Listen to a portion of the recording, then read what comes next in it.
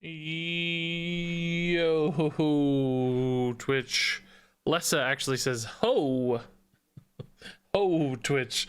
What's up, Lessa? You're the only one here, Lessa, so. Hello. Yo.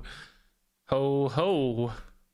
Lestatus is here with 13 months and a 10-month streak. Lestatus, thank you.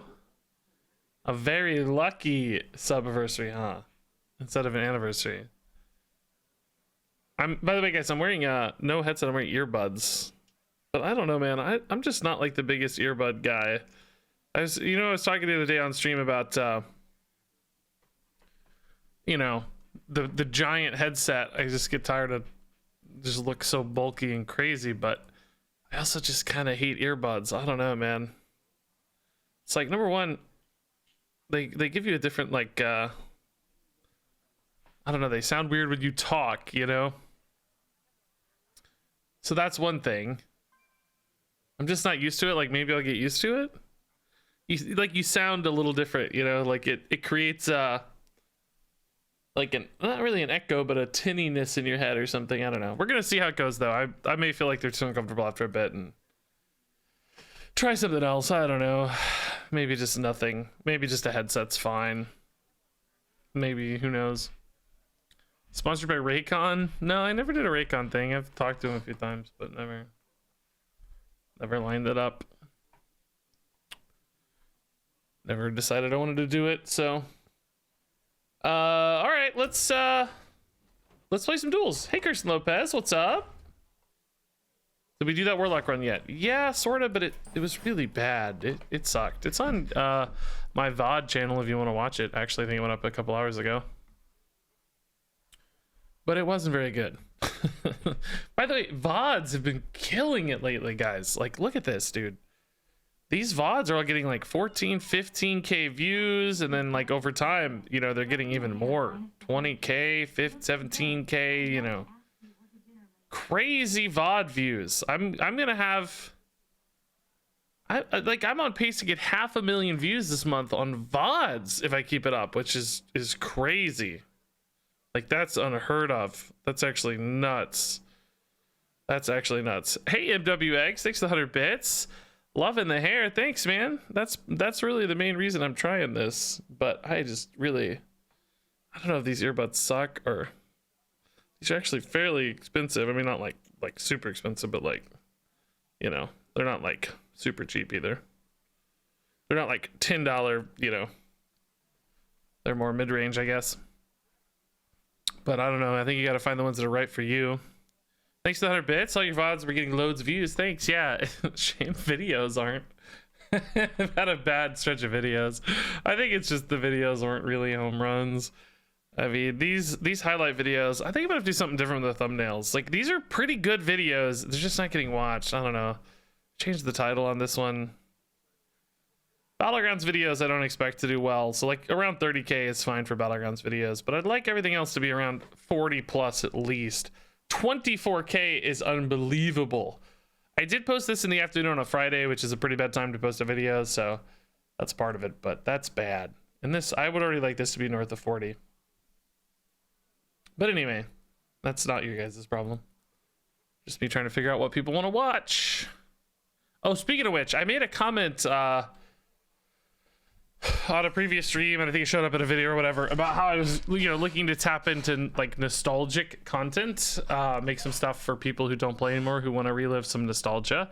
And a lot of people shared their thoughts like, I don't play anymore, but I like watching new stuff, which that's expected. I you know, that's not a surprise to hear. I assume there is a population there, but many of them are presenting it as if all people are like them, which I mean may not. I don't think that's true. I think a lot of people want to watch nostalgic stuff and don't care about new stuff as much. But there's a selection bias happening there, where basically all the feedback I was getting was, I like watching the new stuff, Regis, and I don't play anymore. Which again it's very nice, it's very helpful. I'm glad to hear people are excited about it. Like, no hate, of course. Share those awesome comments. That's nice, but no one is there if they like nostalgic stuff because they're not watching.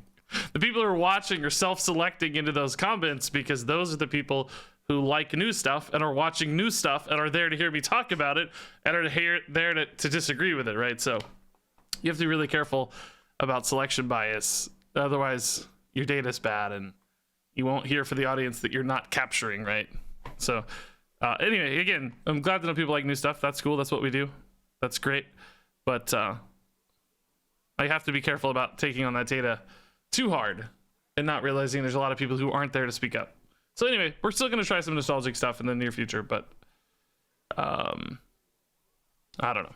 Not yet. Not today. Not today anyway. I don't have time. It's going to be a short stream today. I gotta it's Labor Day. I wasn't even really going to stream today, but I decided I needed to for videos. We're going to do a duels run, maybe do a little chat discussion for video, and so on. So, what the heck are we going to play? I still feel like there's some Darius stuff I haven't really explored carefully. Could maybe do some Darius stuff.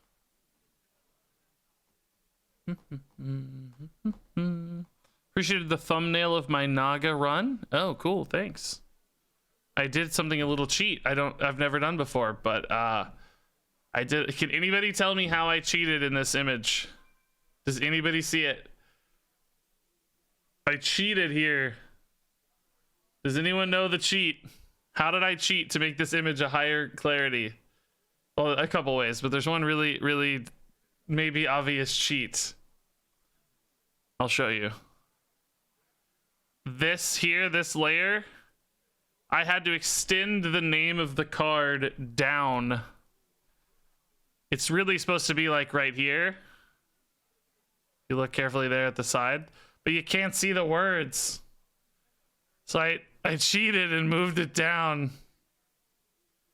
so that the words would show. Of course, normally I could push the card up, but then all the hand was cropped out because you needed this like hand up here.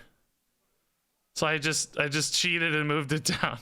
So the box is like more square than rectangular, which, you know, it's not supposed to be, but small little optimizations there. I figured people might not recognize the card without the name, so I thought it was important to showcase at least a little bit of the name. Give that name teaser a little bit. Okay, what can we do with Darius, guys? We haven't really done a lot with Darius.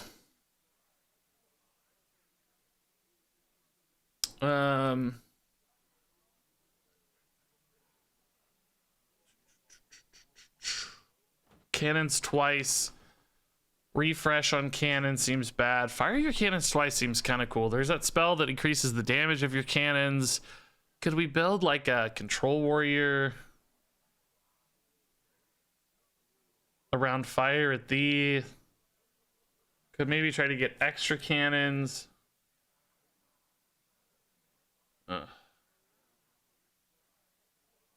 Charge OTK with big pirate. I don't know what that is. The big pirate here with Darius? What do people do?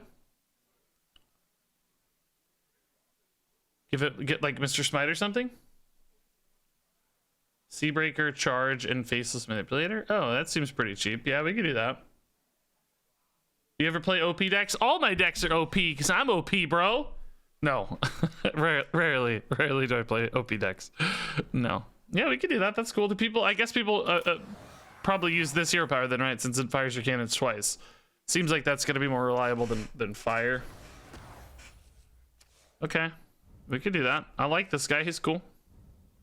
Would definitely be a good thumbnail character. I was gonna run Draconic Munition and do it that way, but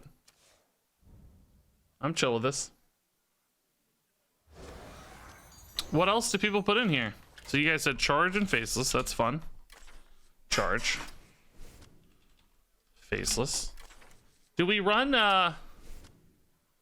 so basically this needs to be like 2 mana or less. Do we run stuff to support the cannons? Like it's 2 mana to like, that seems so expensive to make this guy cheap. There's no inspire cards. Any hero power cheese stuff? Anything that makes my hero powers more interesting? No, not really. No.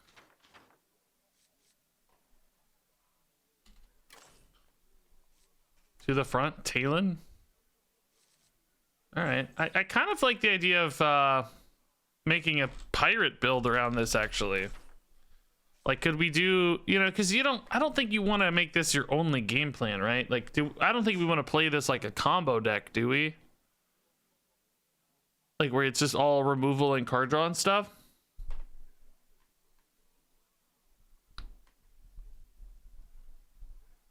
But then again, I'm running pirates. Like, how does this even matter? It's like, it's kind of 3 dead cards in my deck, right?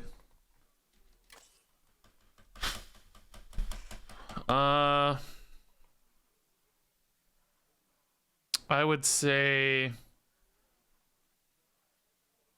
some of you like the idea of a tempo pirate deck. Some of you want that, and some of you think more of a combo and control deck.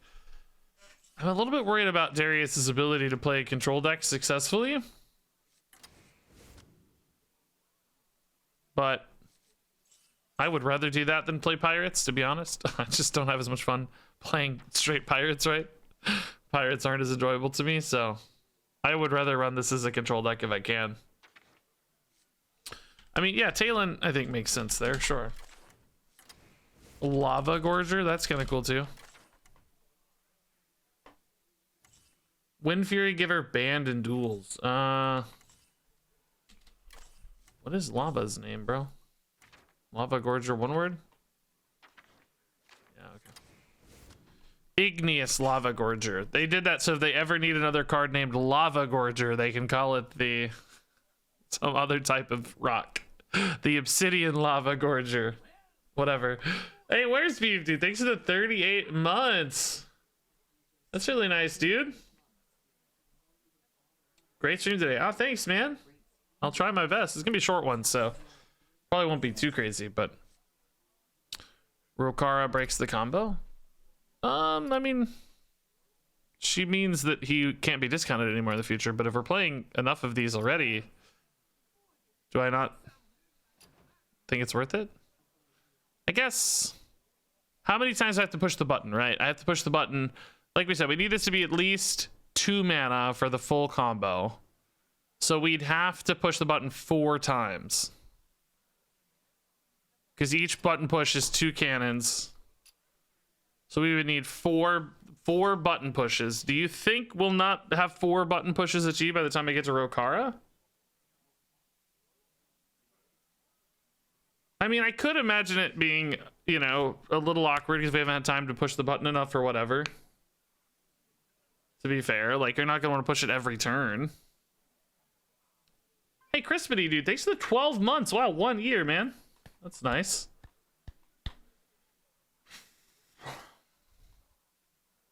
I mean, I don't know. Let's take a look. I just feel like Rokara is such an important control card that I'm going to want it anyway, but another part of it too is like if you have Rokara and the Goliath charge anyway, it's like, man, even Rokara is, you know, 5-10 damage or whatever sometimes. Hey, oh my god, little ball of hate in chat. Wow, thanks for the sub, dude. Guys, I met Little Ball of Hate yesterday. My wife and I were at the botanical garden yesterday at the Japanese festival. I think actually I have photos on Instagram, maybe if she's posted it already. Yeah, I do. Here we go. It was a bit of a rainy day. Wife and I were at the botanical gardens, though. I got to see some beautiful geese being sad with my umbrella. There's the wife and I. Here's some beautiful lily pads. Here's a cool bonsai tree. They had some cool bonsais there. Really, really cool bonsais. I really, really enjoyed the bonsais. But anyway, Little Ball of Hate was there in chat who just subbed and recognized me, and we got to chat. It's very nice. Actually kind of walked me to my car. So sweet. You look thrilled. I was trying to look sad in the rain. Like a sad rain photo. But Little Ball of Hate, thanks, dude. That's awesome. Regis is so handsome in real life. I bet. Yeah. Taller than you expected. That's true. As is the case with everybody. Taller than they expect. But thanks for the sub, dude. That's nice.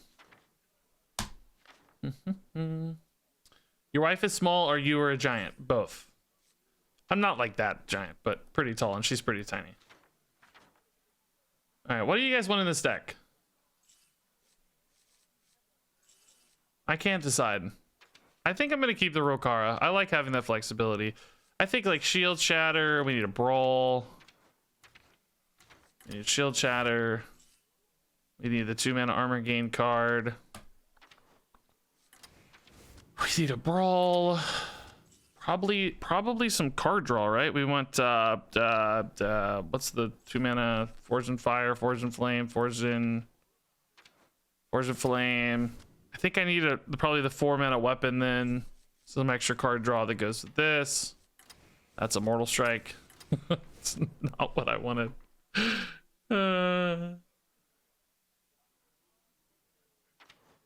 Any hero power synergies? I looked. I don't think there's any in Duels. There's no Inspire, and all the hero power stuff's like.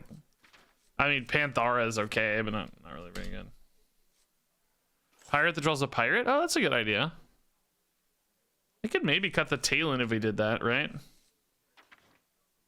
Talon would have. Well, Talon would still get me a Faceless, I guess. Yeah, I like that idea, though. I think that's cool. Tutor me a pirate that way. Definitely increases consistency. Card draw will be nice there. If we get too many pirates, I don't know. Yeah, Theatar is a good idea. Yeah. Like Theatar a lot. By the way, I hate these earbuds. I keep fiddling with them too much, dude. I don't know if I can do it. I think I can just maybe play without audio or just... I don't know. The headset's really not that big of a problem, but... I just prefer no headset if I can. We'll see how it goes. I don't know if it's gonna drive me crazy not being able to hear the game or not. But I couldn't do the earbuds. They're driving me crazy. I was fiddling with them constantly. They were hurting my ears already. I might just need different ones. Hey, Sandwich Lord, man. Thanks. Nilaku almost went to the Japanese festival. Wow, dude, I was there. What do you guys like else here? Maybe something at 3. Cargo Guard would give me another pirate, but that would kind of ruin the plan, actually. Coerce. Maybe just a heavy plate. I like tradable. I like armor gain. That seems good.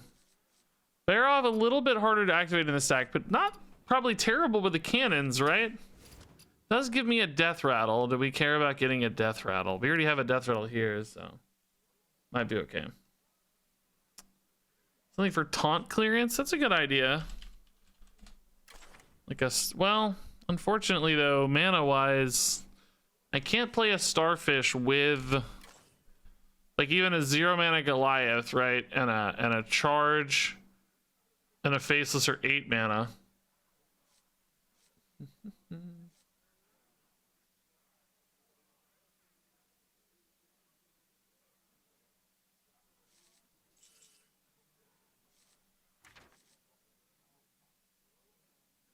Room? What? For Barov, I don't think it's worth it for a 2-card combo. It's really hard to make non-tutored 2-card, non-game winning combos work in Duels, right? I think it's tough.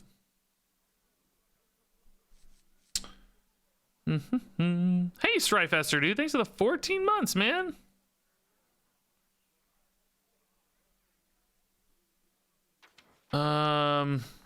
Any cheap way to remove a taunt? Like a cheap, we need Shard of the Naru, for instance, right? Like, that's what I need.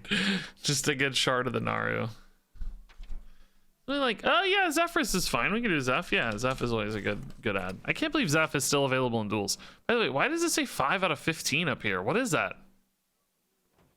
What does that mean? What do you guys think this is?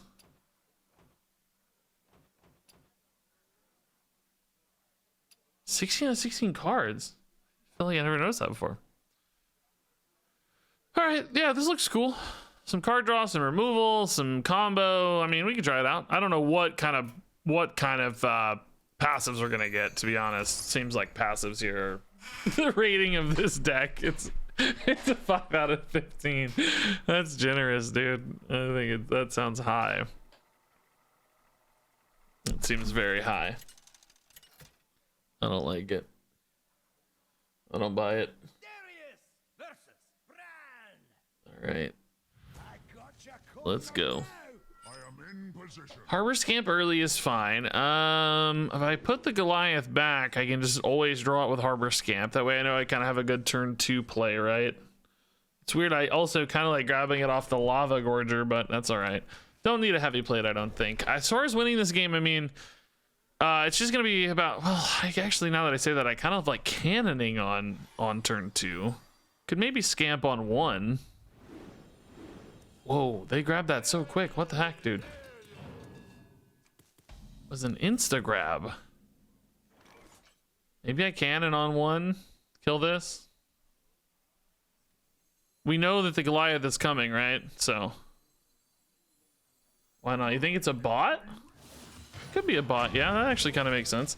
Hey, Martian Boo, thanks for the 102 fine folks rating the stream. Welcome, welcome. Thank you. This is Duels. I don't know if you play Duels or not, Boo. I think you play Wild as far as I know, but I don't know if you make it over to Duels or not. Okay, so Hero Power here is probably a little less compelling. Let's just get the scamp in. So this guy should be 8, right? Yeah, okay. Cool. Yeah, bot and ranked duels does sound suspicious. I don't think that's it. Maybe they were just clicking and accidentally grabbed a card. You know how I spam click? Maybe they were just spam clicking and then grabbed a card.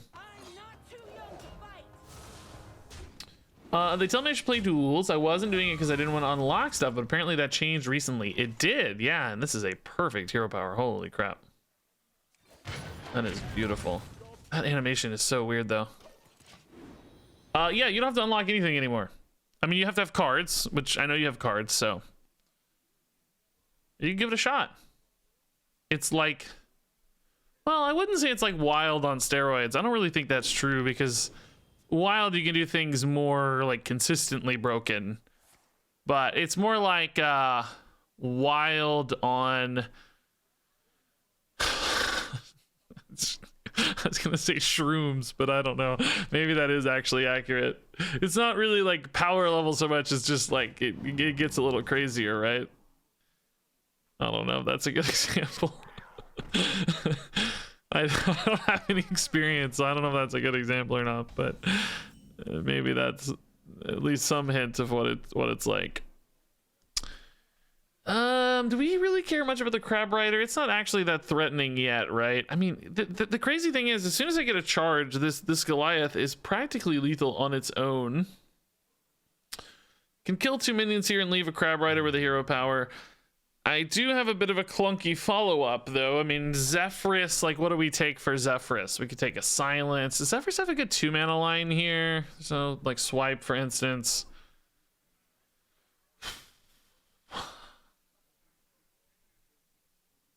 I don't think Zephyrus is a good line here. Let's just hero power, and I'm actually still going to weave in the Zephyrus, actually just kind of to get the 3-2. I'm not suspecting I will need a powerful Zephyrus to win this game. Oh, it's fun. I was kind of hoping he might give me a Silence since I'm at 0 mana and I could bank that for my combo turn, but he did not, so oh well. Still happy to get a 3-2 down at this stage, for whatever that's worth. Hungry Crab will be very nice, though.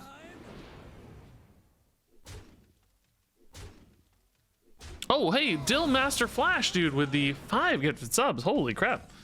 Dill, that is very nice. Congrats to Godzilla, Jerks, Har, Screamin', and it's Tails.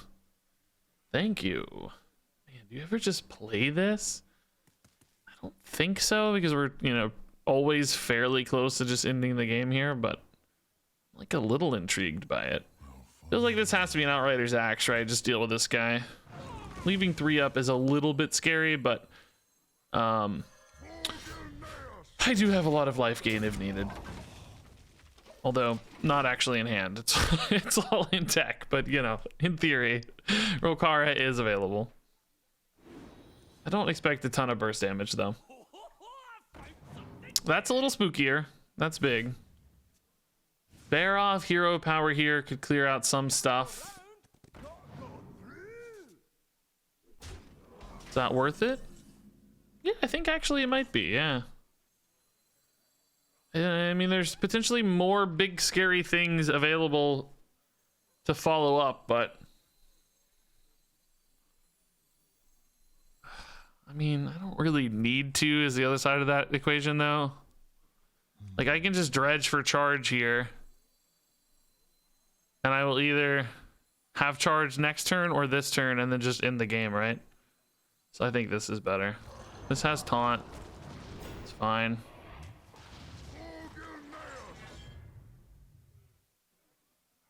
Yeah, I like this move more.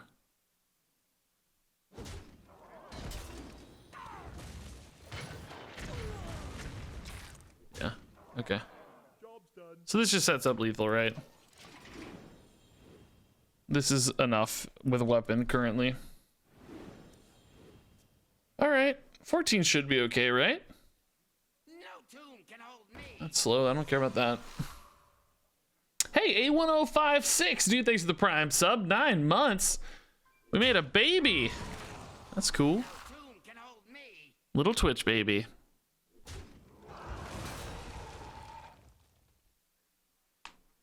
Do I have the baby or do you guys have the baby? I don't know how it works. Best not to ask. We don't need to think about that. We don't need to think about that. Oh, it is lethal at weapon, right? Yeah, this gives +2. I forgot. Yeah. Either way, lethal. Cool. Extra super lethal. Perfect. This is fun because it makes it free. Nice. Well, that worked well. Really good. Good first game. You guys have the baby? Okay. That I like the sound of that better. Probably just Crystal Gym to get hero powers out, right? Pillars of Fallen, I mean, yeah, we do have some support for that, of course. Outriders and stuff is there, but I think hero powers are what's fueling our game plan, so we might as well take ways to get hero powers out faster. This makes sense to me. Okay, this is a pretty decent removal package. Couple extra board clears with Warpath and Brawl, Blood to Ickers. Not super useful, but it's okay. This has also got a couple defensive cards, but I don't love the Wrench Caliber and I don't love the Ironhide. It doesn't go very far in this deck, and this is just awkward, so I think it's definitely a second Brawl here. We love Brawls. We love Brawls. We like Warpath okay too. Warpath Bear Off's good. That's nice.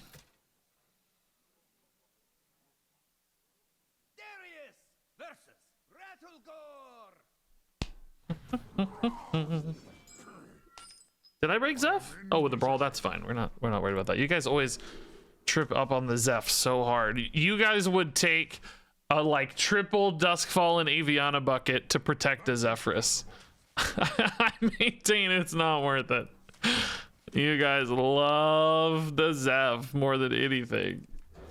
Pyro, dude, thanks for the 45 months, man. 45-month anniversary.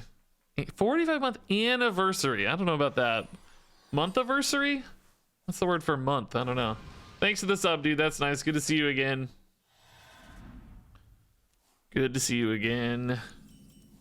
Yeah, let's get hero powers going. We're like so early in the run still too that like as we saw last game, this alone is its own threat, right? Soon as, like especially if hero powers are hitting face, they're gonna be dead very soon at this rate. I won't be hitting face with that, unfortunately, though. Harbor Scamp does strand itself here. 45 years. Beautiful. I can give them the Harbor Scamp, maybe. Just take something cool. Did they get a Be Our Guest yet? No, because they're 2 mana. It would be nice to take one of those, but they're always going to play it as soon as they get it, right? There's no way. You just hate how bad hero power is here, you know? It just doesn't do it. Literally just damages. It gives them life back. I don't want to see that. Theatar just feels so early, and I still don't have a good play next turn. I don't know. Maybe Theatar will be better if I can trade into the Armor Smith, or maybe the hero power next turn will be better. Yeah, Demolitionist seems pretty cool to take, sure. And yeah, we'll give them the Scamp. That's fine. Okay. That does kind of kill my turn 4 again, but from a quality standpoint, that's definitely the way to go. The last 3 years have indeed felt like 40 years. Yeah, that's fair. The wife and I were just remarking how we went to a wedding a year ago. Like last fall, we went to a wedding, and I would have sworn it was like 3 years ago. It seems like that was so long ago. I give them the Seth because he's inactive. Yeah, actually, he wouldn't be active for them either with Legendary Invitation, but only for a moment. Only for a moment. Yeah, it seemed like that wedding a year ago was 6 years ago. It's like it was forever ago. Okay, that's just big, yeah. I mean, they take a lot of damage off these without really thinking about it. That could be nice for us. This is, oh well, okay, that sort of healed off the damage they took, so. I actually kind of need to draw my brawl. Oh, nice, okay. Well, I mean, that said, Zeph doesn't actually have a 1-mana answer to that, right? There's no... Light It Burns would be awesome, but I'm gonna have to take a BGH for next turn, maybe. I think that's still worth it, though, for the record. Yeah, I could do an Execute, I guess, if I trade in the Theatar. That's true. Kind of didn't want to, though. I don't have a play for next turn anyway, so I was thinking just take the 8 and play for the BGH, right? And just kind of hit 3 to face and set up better, but how scary is that 8/8? Guys, I kind of like just taking the BGH. What would I draw that changes that next turn? I mean, I guess taking 8's pretty risky with bombs in the deck, huh? Yeah, no, I guess I can't take 8. That's fair. I can't take 8 with bombs in the deck. If it were just an 8/8 and I wasn't, like, if this deck didn't have any burst damage, right, or any, like, threat here, I would have, wow, dude, we can get Windspeaker guy. That's kind of a neat idea. For a future game, not this one, but... Yeah, if they didn't have any big direct damage threats throughout the course of the game, I think I would have taken this differently. I feel like next turn my best play is Hero Power. You know, that sucks.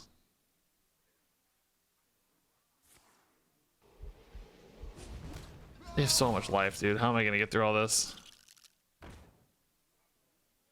This just gives them even more, man. Like, I have the Hero Power to discount this, right? But they're just getting more and more life over time. Sucks. Take your armor. Enjoy it.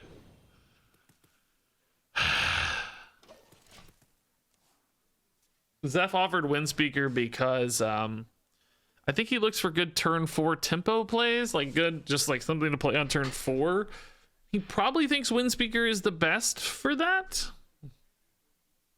It's I don't know. I mean, not really in most scenarios, but perhaps he counts himself on board and thinks, hey, this guy needs himself a Wind Fury follow-up.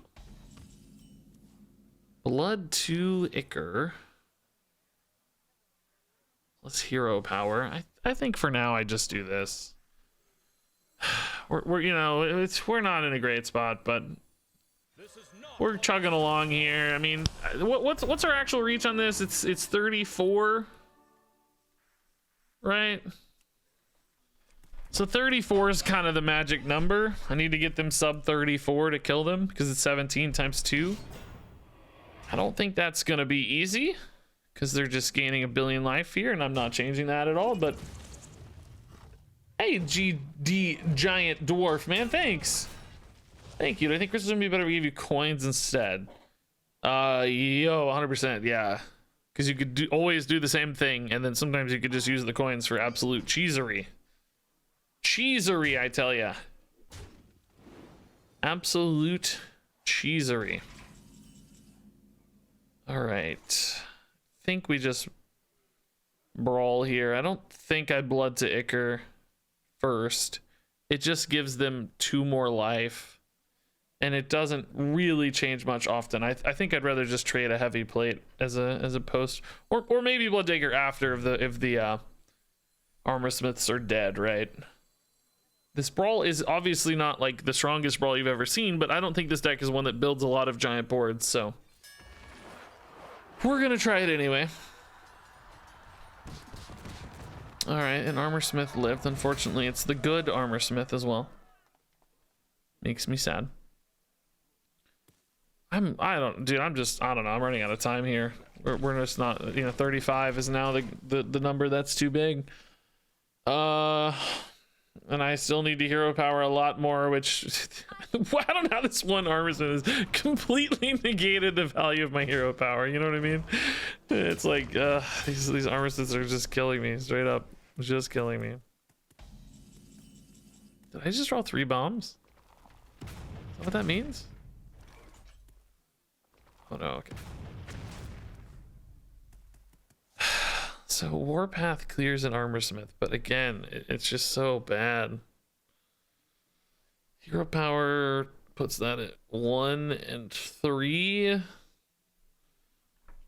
Oh, this deck just doesn't have anything to do. It's definitely feeling a bit like a problem. This often just kills me. I need like a bear off. This almost always just kills me, right? I mean, is it worth it? We're losing so hard anyway. I think I have to try.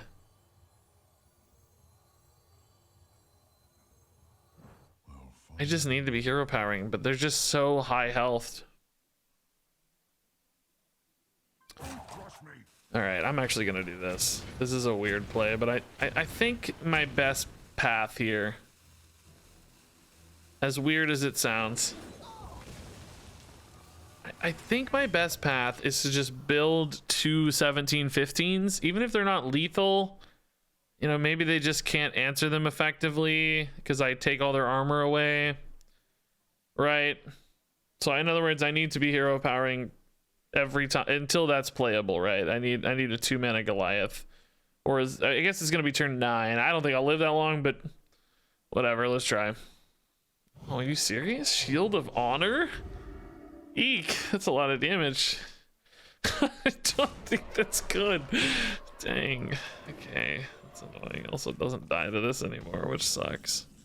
Also, 1 life, which sucks. Am I dead? Am I dead? Am I dead? Oh, we're dead. Okay. Yeah, locations mess up the cannons. It's really wacky. It's really wacky. I still don't know. Like, it's inconsistent too from what we experienced. Like, one time it counted it and one time it didn't count it. It was really difficult to figure out what the heck was happening. I don't really think we care about Enrage that much. Like, we want all our damage at once, not kind of chippy damage. I think Astral Portal's our best bet. Just try to high roll a cool legendary every once in a while. It never does. I've never ever had that be good, but we can try once. Okay, this seems the best. I don't know why we're getting Enrage buckets. Maybe because we took that blood to Ichor? It's the only card that looks remotely enragey. I guess Warpath, maybe? I mean, Crazed Wretch is fine. Whatever. Whirlwind's fine. It helps me, clean stuff up. Would have been good last game. Ulgra's fine. I guess these are bad though. I don't know. I don't really want these. Pyro with the gift is up to Karopi86. Wow, Garatz Karopi and Live Buck. Hey Regis, hope the stream is awesome today. I hope so too. It's gonna be a short one. I'm only gonna go for a little bit. I kind of need more time, but that's okay. This is gonna be a quick duels run, so that'll help. I want to play some standard. I actually found a cool deck today. It's a Quest Renathal Control Warrior running Cheesemongers. No, never mind. No, that's a different deck. No, this is the Cheesemonger deck. There's 2 decks I found. Where's the other one? Where did that go? Oh, here's the other one. This one's a Quest Warrior running Renathal and Suspicious Pirate that hit Legend, but I also found this Cheesemonger Enrage Warrior. I don't know which I'll play. I don't know, but they both seem pretty crazy. Lava Gorger seems cool. This deck's gonna care a little bit about dealing damage, so armor gain is important. We want card draw. We want stuff. Big Astral Portal's gonna make me Mr. Smite, you say? Okay. Karen Greeley says Astral Portal gets smite every time trust. Okay, if it does, I'll buy you 20 packs. Or no, 15 packs. $20 worth of packs. Let me clarify. If I play it. Of course, if I don't play it, you know, you're screwed, but... Ooh, that's a problem. 40 health out of nowhere, huh? Can I win fast enough where that doesn't matter?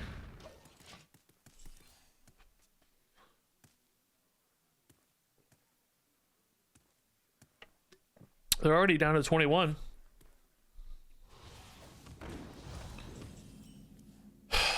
I mean, am I really just hero powering their hero power every turn? They win that game if that's true. Right, because theirs deals 1 damage to face. Mine just kills theirs. Hey, Dillmaster Flash with another 5 gifted subs. What the heck? The Keating guy, Chief Ghost, Debonair, Whale, Frost Dragon, and Pink Dingaling. That is a name. Congrats, everybody. Okay, this is actually a really good hero power again. I'm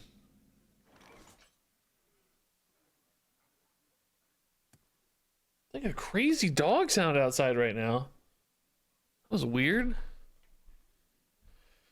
I mean, am I better off just playing a portal, or do I just take this now? Seems hard to pass up, doesn't it? 5 more minutes. Is this for the whirlwind?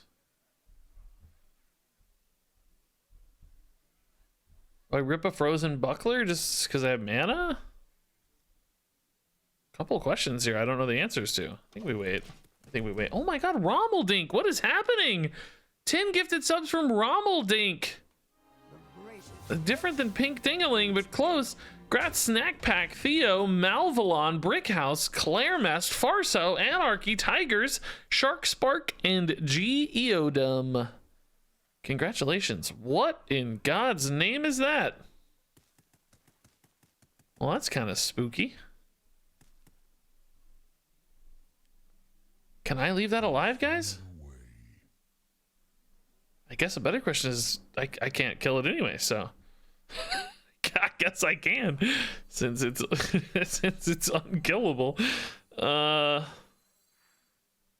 can only deal 3 to it, right? So I mean, this could kill it, I guess, technically. Maybe we try to high roll the Astral Portal here and kill off the 1/1.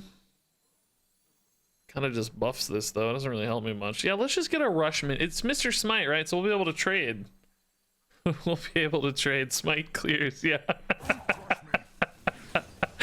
I love it. Not a Mr. Smite, but pretty insane. That's really nice.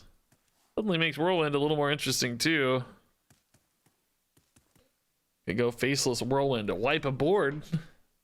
I want to burn my combo. Oh, Void. Okay, well, I need to draw a minion here for this Whirlwind, I guess. That would be nice. Cheap enough, like a Harbor Scamp or something, right?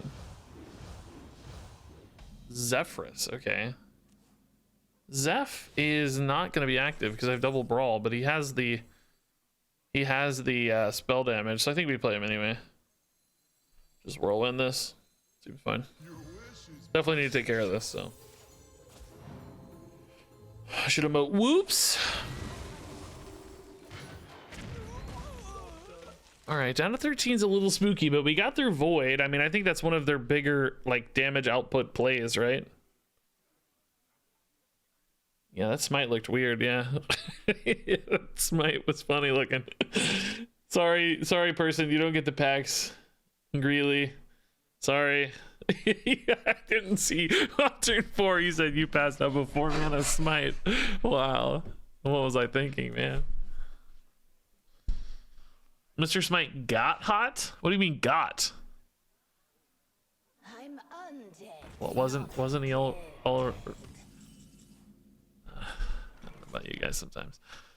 All right, so I think I've hero powered enough, right? It feels like I've hero powered about 47 turns. I think we try here the Lava Gorger to see what happens.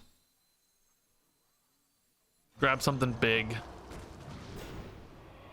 None of these are big, but Axe is probably the most useful card for me, I think.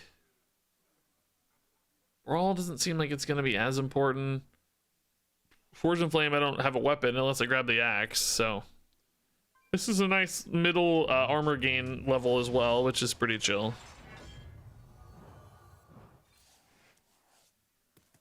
17, I don't think I need a buckler yet. Let's just hang out. What's the aim of this deck?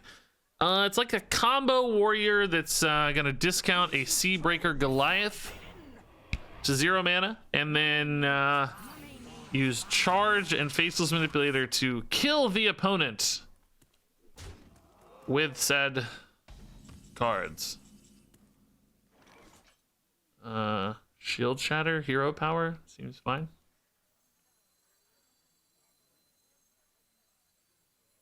I don't know how buffs work here, but just to be very safe, I'll hit there first because it doesn't matter.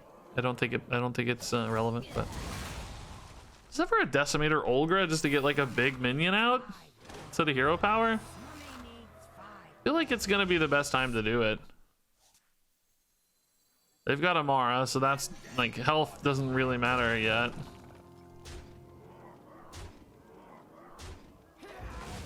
Oh, we are really out of steam though, man. I need to get Talon down. I need to start using the weapon. Oh, I could Theatar. Oh, I'm gonna do it anyway. Okay. Genius plays. Oh my god, can I Theatar? Dude, are they gonna give me this Theatar, bro? No way. No way. Come on. What do I give them? Warpath or Axe? Probably not Axe. Not an Amara, but which of these is actually scarier to me? I think N'Zoth is actually worse, right? Because the Xyrella, it's making a little bit of a board perhaps, but it's mostly just like effects, like draw cards and, you know, deal 3 to the board. The N'Zoth will create a board I actually can't kill. I'll actually be unable to kill the N'Zoth board sometimes, and it'll have a lot more value. I think it's probably N'Zoth. I'm sure people could argue both, but oh man, I think I might give them the Talon. Although Talon and N'Zoth is good for me. Talon gets me. I feel like I need to play the Axe now. I'm gonna give them the Talon. I don't know. This is a debate. I would love to have given them the Warpath, right? But we'll take it. It's fine. I think this is more total card draw. Makes you irrationally upset they didn't play the Amara. I kind of agree with you. Yeah, they were so close. Like, there were certainly combinations of cards that killed them in my deck. It just didn't happen to have that combination, right? Pretty risky, I would say. I agree with you there. Rokara, huh? Probably need to kill this Amara. Maybe we kill the Talon. Running out of time here, though. Guess we could start with a Warpath, see what pops out of here. It's probably a Plague Proto-Drake, though, right? We know what it is, usually. We saw that Proto-Drake. That's really big. I could copy the Proto-Drake and then, like, play for an N'Zoth or something, right? Like, I have the Mage minion as well, right? So we have a couple Death Rattle minions that actually come back. I mean, am I desperate enough to start playing for the N'Zoth, right? I'll find a way. I don't know. Copy Talon, but then I'm getting a combo card piece without any of the other combo pieces, right? Because I lose the Faceless and I don't have a charge. So, and I got 40 health to go instead of 17. I don't think that wins. I think I have to pivot into a oh, we didn't get that guy, so that changes my fate a little bit. Maybe we just go Rokara here then and try to play this out a little longer. See you, cannon. I don't know. Didn't hit the Proto-Drake, so less threatening on board, right? So I still have combo, but it's only 34. But with Rokara, obviously that can change. Wow, they got their own Talon back. Okay. Interesting. Do I ever play N'Zoth for just a 5/5?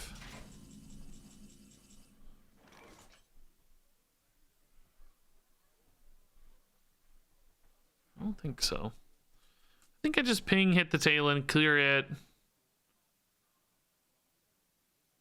Just sort of biding my time though to that charge. Forge and Flame would certainly draw me through pretty quick. Is that 5/5 the only death rattle that I've had? I think so, right?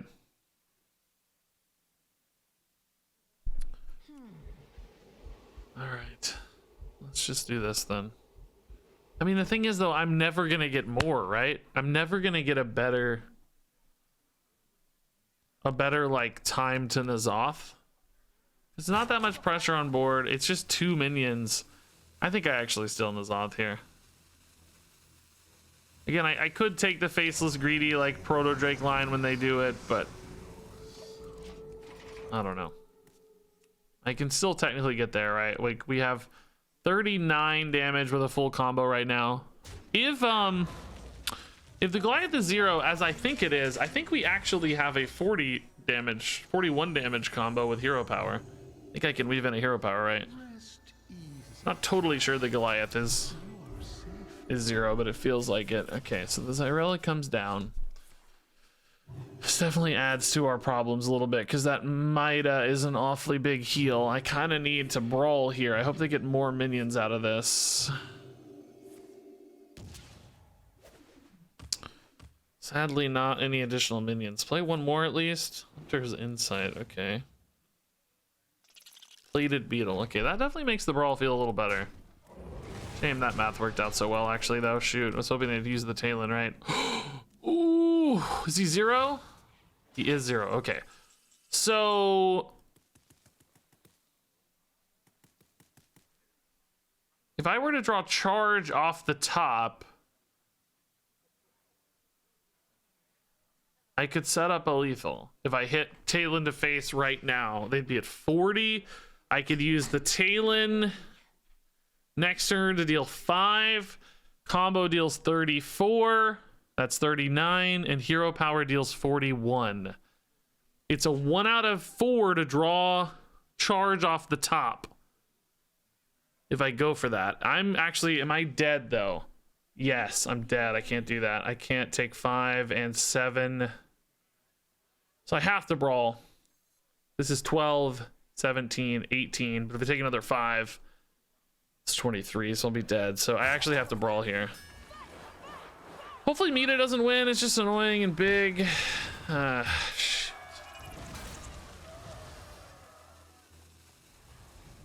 I still need to get rid of the armor though, so I have to do this still.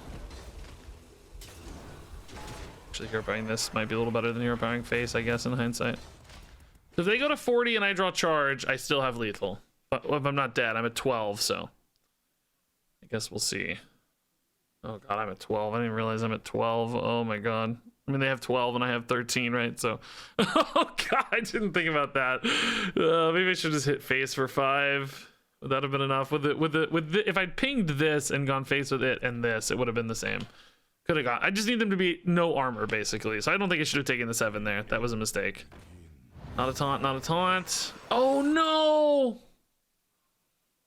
I'm dead if they see it. Oh, they don't see it. They don't see it. They don't see it. They don't see it. They don't see it. They don't see it. They don't see it. Oh, that's a taunt though. Oh, but it doesn't matter. That taunt's fine. That taunt's fine. I just need charge and we win. We win if I have charge.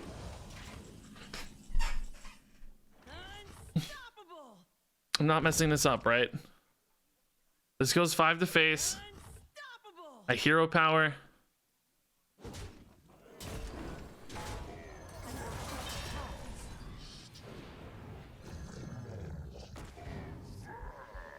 No way, dude. They miss lethal, guys, and I get the win off the top, dude. There's actual justice in the universe. Who knew? Oh my god. Oh my god, dude. Oh my god. Okay, interesting. We got a tough decision. Dude, I think I actually played that turn wrong, right? Like I said, I don't think I should have taken the 7. I think we could have ended up in the same spot. you know, if I had, like, I didn't need to take the 7, right? I should have taken, I should have pinged my dude, went face with him, because he does 4 anyway, right? So I don't lose any damage with the ping that way. And I would have done 5 with my weapon instead of 7, but they only had 8 armor. I would have done 9. Like, I did technically a little more with hitting the minion, but it didn't matter because I didn't care. They were healing that up anyway. They're always going back to 40, right? 40 was irrelevant. It's just the armor needs to go away. 38 versus 40 is the same difference or whatever, right? So I did play that wrong, I think. But then, of course, they actually missed a lethal. They had 5 and 7, and 1 was 13. So, ooh, scary, dude. I mean, I think I made the right macro decision, by the way, like playing for the win with the top deck charge. I liked that line. I just messed up the micro, as always is the case. Whatever, that happens a lot. So heavy armor is definitely interesting. I don't have healing in my deck. I do have armor gain, and I do have removal. I don't love heavy armor necessarily, but I have to say I think it's better than both battle stance or altogether now. I mean, battle stance, like, yes, it lets me chip down the opponent to a reasonable health total for combos, but I don't, yeah, I think it's better like in aggro decks. We're doing so much damage all at once that, you know, 2 extra over the course of the game I don't think adds up to that much. But I think heavy armor gives me more time a lot of the time to just stall out and do my thing, play for removal, play for combo. Like, I think this fits a little bit better. So hopefully we don't immediately get a ping priest right off the top, right? Machine gun priest would ruin the heavy armor game plan. Crab Rider and axe. We don't really care about Crab Rider. We don't really care about bombs here. We don't really care about these death rattle taunts or death rattle much. I like Outrider's axe. Watley, I mean, in theory, I do have a pirate, which is helpful. I have an elemental, not a mech. I have an elemental, not a mech. This gives me a murloc, but he's not a murloc. Do I have any mech? No. Watley's literally currently just draw a pirate, huh? Love that. Hey, Clunky Port, man, thanks to the Prime sub. Crab Rider's decent with hero power? It's not, I don't have the buff hero power, if that's what you're thinking. I think he's no different than many other minions of this hero power. I mean, I guess cleaning up math can be a little better because he's a little bit variable on how he attacks, but maybe not super synergistic.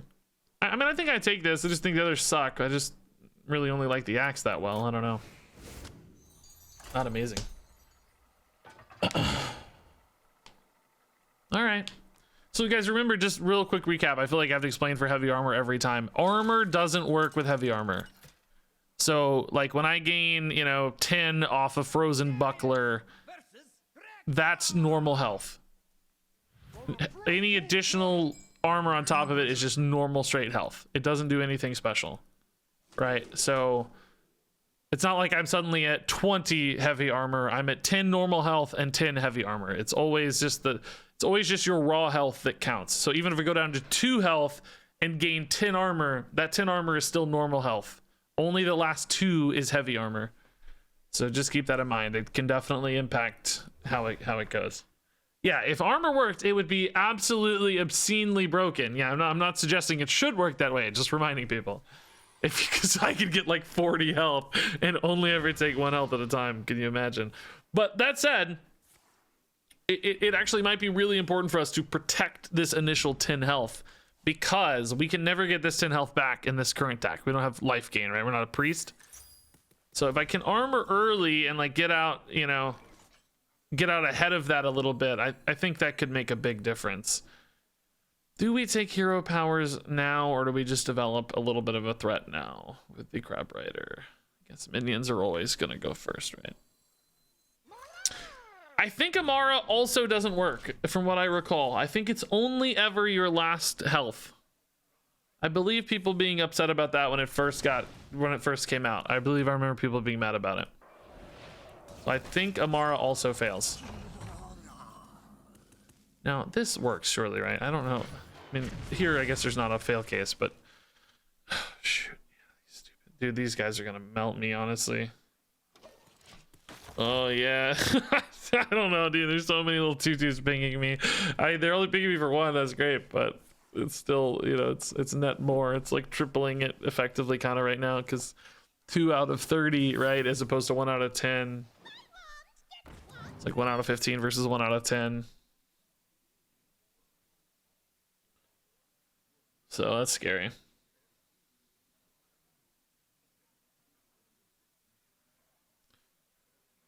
All right, I think we want to get an axe going pretty soon. We need to draw a lot in this deck, so axe and trade is fine. I mean, you hate hitting a 1/2 with the axe is the only thing, right? It really sucks because they just deal normal damage. They actually deal way more damage. They deal 10% of my health, which, you know, if we're at 30, that's like, it's like taking 3 off a wand thief normally, right? So it does suck to have to hit these. Wow, 0 mana combustion. Gross, dude. Stop. Guys, is it counting the location? If I hero power here, do these both die? Does anyone know? This has been so bugged out. I don't know if it matters for my opponent's locations or my locations. Can anyone promise me that if I hit this button right now that both of these minions will die? Can anyone promise? Can somebody in chat? 1 dies? That's what it's supposed to do, but it's kind of bugged. So I don't know if it's bugged on opponent's side or on my side.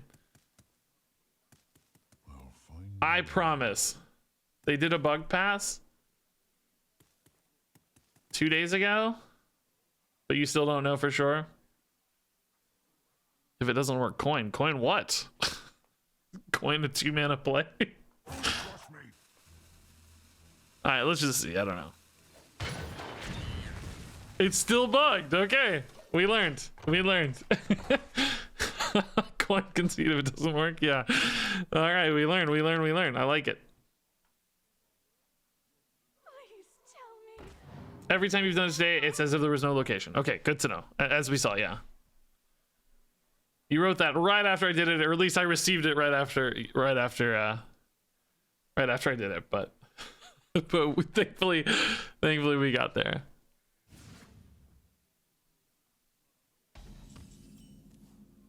Frozen Buckler. Now, see, hitting this wouldn't feel so bad without Rider's Axe, I don't think. We go for a Talon here. At least with a turn 5 next turn. That's still pretty awkward. Theotar seems a little... There's just like a bunch of random garbage up there they've grabbed. I don't think Theotar is going to make a lot of sense just yet. I think for now we actually Astral Portal. This hits me in the face. It's not the end of the world, right? So I will admit that this just gets frozen most of the time, which is why everyone hates Nightcloak Sanctum so much. Could coin a 6 the turn after, like an axe, hero power. I mean, hero power axe is honestly pretty good this turn, but it's too much mana. Maybe we'll just get like a big taunt, right? Or a rush minion. Either one would be welcome.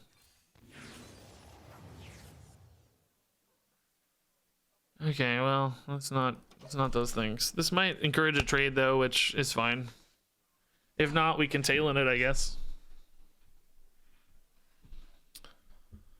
All right. Oh, and trades. Yes, nice. Hero power is good again, or button's good again.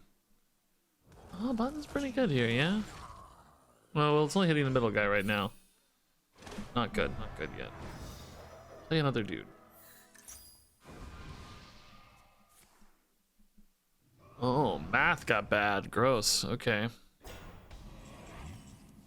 Zephyrus is active, right? Does Zeph have a good answer here? We could do like a Mass Dispel Zeph, but that's kind of not that great. It removes some stats and it removes... Oh, Lightning Storm Zeph here is not bad. I don't love the Overload, though. Overload's a little clunky. Overload next turn, I'd have 4 mana. It's still like coin a Talon, though. Yeah, Shadow Madness actually is probably, to me, preferable than Lightning Storm. Yeah, I think that's reasonable. We got Shadow Madness offered. Shadow Flame is actually better than Lightning Storm as well. Yeah, yeah. Okay. Actually, if I don't overload, I like this a lot. Yeah. Let's see. Yeah, no Shadow Flame, sadly. Shadow Flame's 4 mana, actually, so I'd have to coin. That probably wasn't ever a great choice. But this is still pretty good, I think. I'm okay with this.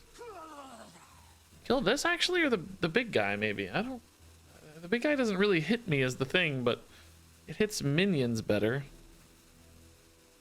It's like actually better to hit here, right? Because this is basically a one damagey thing to me. Especially with hero power now. That's great. Yeah, this was way better. You know, it doesn't actually deal 5, right? So...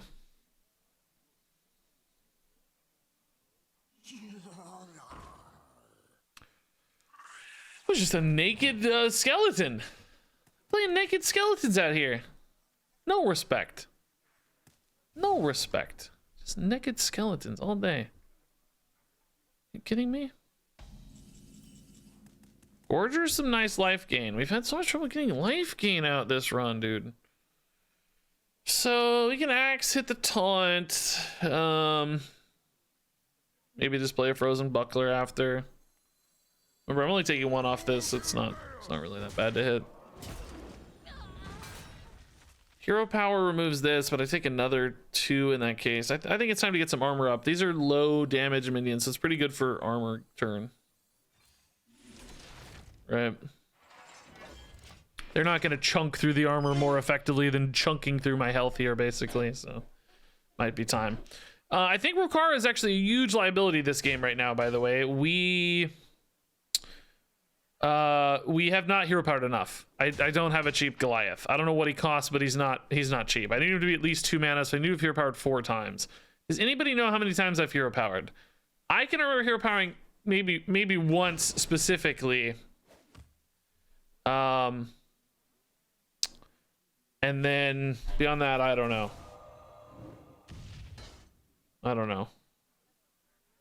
Not sure beyond that. Skeletons are always naked. No, that's definitely he's wearing some underwear for sure. I've never seen hip bones that look like that. It's got a weird point on it. Only 1 hero power so far? Okay. That sounds reasonable to me. Is there any risks on this being like a mirror entity? It's from Runedorb. I mean, there is, but I don't really have a good choice, do I? I just don't want it to be a minion specifically because then I get a worse hero power. But I need to push this over for a good hero power. Oh, no, I don't. No, I don't. The location doesn't count. What am I saying? No. Screw that. Do I take 1 here? Yeah, I can take 1 here. It feels so bad, though, man. I wish I had better armor gain options. Could go Gorger before hitting the Scorpid. Wait, what? The location counted that time. How are you supposed to play the game when you don't know the rules, man? They just keep changing the rules. I don't understand. I should have kept that armor gain. I don't know. The location counts when it's on the left. It doesn't count when it isn't active. Okay, that's 2 good theories. Yeah, those are both reasonable theories. Wait, I don't think it was active. Was it open before? They've only used it once. I feel like it. Oh, that's a counter spell. Okay, good to know. Thank you, Varden.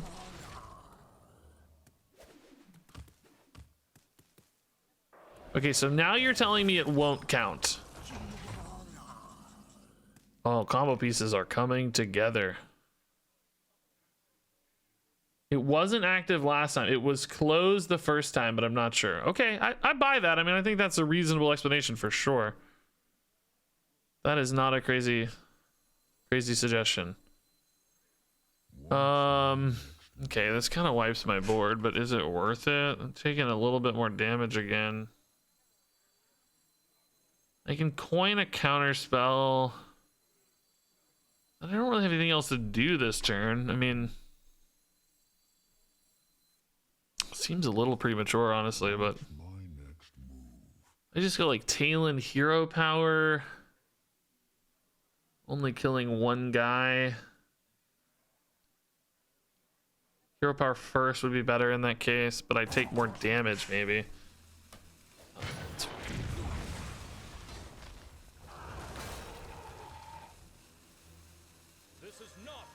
I hit this. I maybe take 2 damage is the problem, right? It's a lot. Let's hope it hits the tail end, right? Nice. All right, I don't know, man. So we still have a counter spell. We need to coin through that at some point. I kind of need to play Rokara soon, but I need to get hero powers in.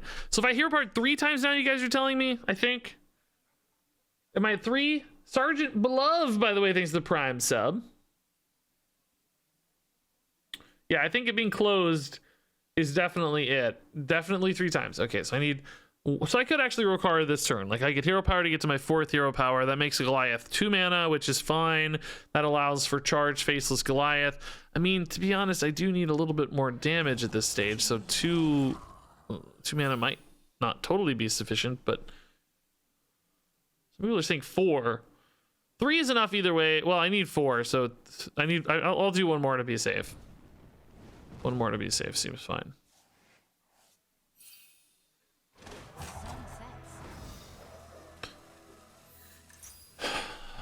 It's 4 says this is Nurex. Maybe if this dies, we'll know because we're gonna draw the Goliath here and then burn a card.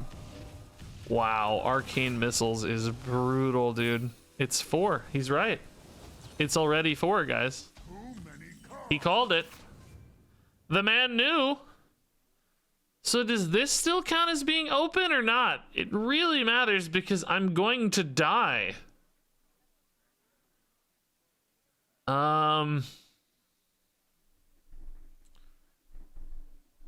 Because this will deal 2 to my face if I kill both of these. It's not open. It's only if it's fully open. Partially open, you're saying, doesn't matter. I'm just not going to risk it. Let's just Rokara hero power here. I think it's fine. It was like that the first time? Which time was the first time when it didn't work?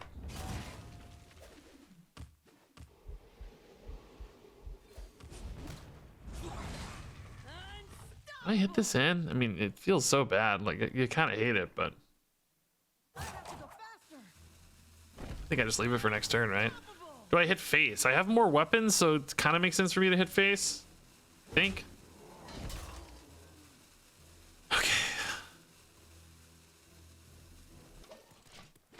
Alright, so I have 12 real health now, which helps a little. There's 4 incoming at least, but these 2/2s now with the Rokara hero power can definitely farm a little bit. I actually have the full combo, by the way.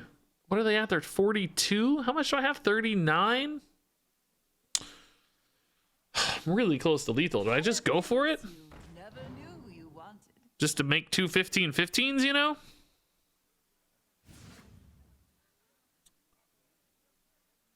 What do I have as a follow-up if I do that?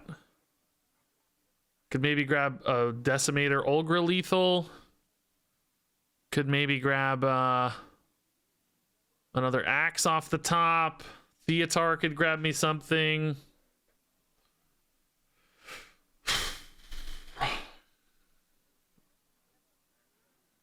I feel like I need to go, guys. I don't know. I don't want to wait too long because I'm definitely going to just die. I need to very much put them on the back foot, I think. I will be putting them to 3 effectively. I don't think it leaves them at 1, does it? I think I leave them at... I don't have a hero power, so I think I only have 39. I think they're at 42, so I think it leaves them at 3. So I would need like an Ulgra snipe plus hero power. There's like a few angles. First thing I need to do is counterspell. We gotta do that first. Then we'll go Goliath, charge, combo.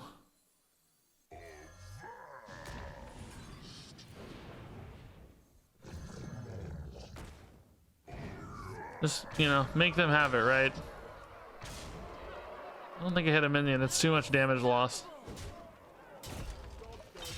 So they're gonna go either to kill me mode, which definitely doesn't seem impossible, or you know, they freeze at least one. They have to figure out another answer. So I have, like, you know, Outriders off the top. I have maybe an Olgra Snipe if I'm lucky.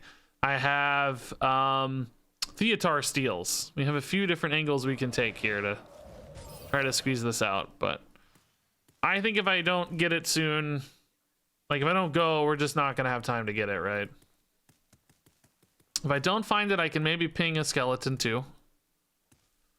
Ping a skeleton, I guess, would have even increased the odds to hit Olgra Snipes as well, right? Is Olgra just guaranteed if there's only 2 minions out right now? Yeah, Olgra's just guaranteed. She buffs off these, so she's gonna go to 5-9. There's only 4 damage out right now. Oh, that could change things though. Can it though? Yeah, I guess it changes things for Ice Barrier. They did snap grab that. She's only dealing 5. This would be 7.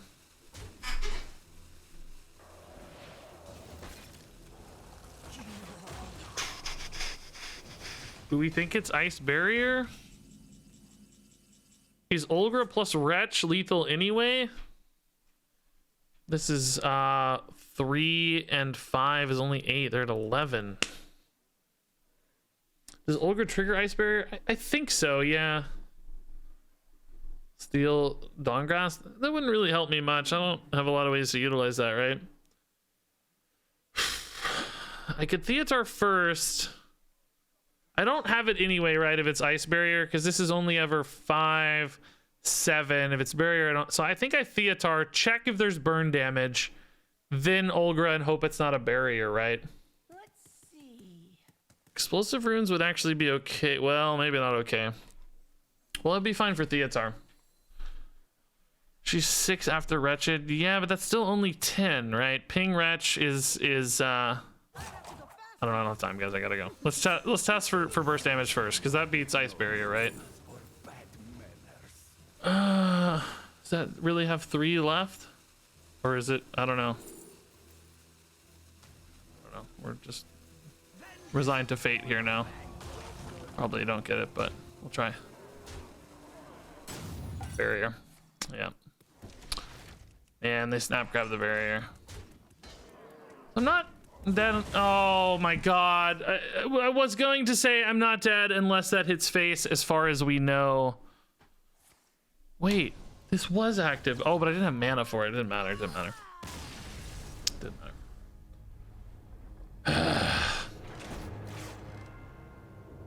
It's really frustrating. If that hadn't hit face, they may not have had lead. Oh, I guess that guy in hand was lethal though anyway. So it didn't matter. It didn't matter. Yeah, Nova Shari Knife's actually pretty cool for our like combo setups, right? We could just use that with Goliath. We don't even need a faceless in that case. Suddenly it's just 15-15 charge Wind Fury, right? That's not bad. Yeah, man, them hitting the barrier was honestly pretty unlikely. I mean, there's a lot of secrets in the pool for duels. I think that was our best odds to win though, right? I think that was actually the right line, because we didn't get through barrier with Wretch anyways. There's no reason to like save mana for Wretch or whatever. There was maybe some weird sequence with like exactly explosive runes, and I don't think that made any difference. Well, I mean, if it was explosive runes, it didn't matter because it was just up to, we could like, because Theatar would have tested runes and then we wouldn't have died. We would have only taken 1 based on heavy armor, right? So I'm about to cry, I think. it would have been the same. Alrighty.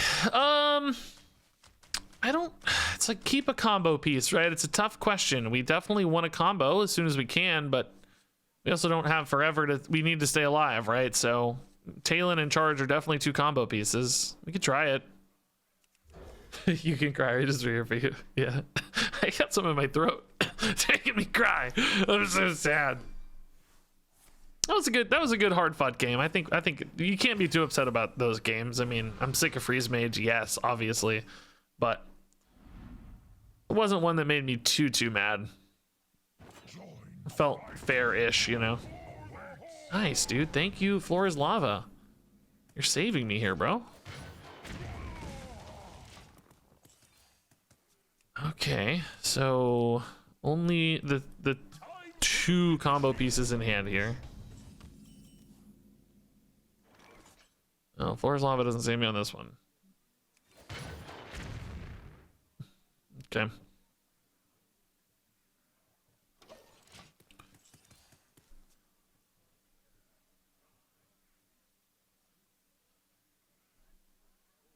What deck or situation makes heavy armor a good pick? If you have a lot of life gain, it can make you almost impossible to kill sometimes.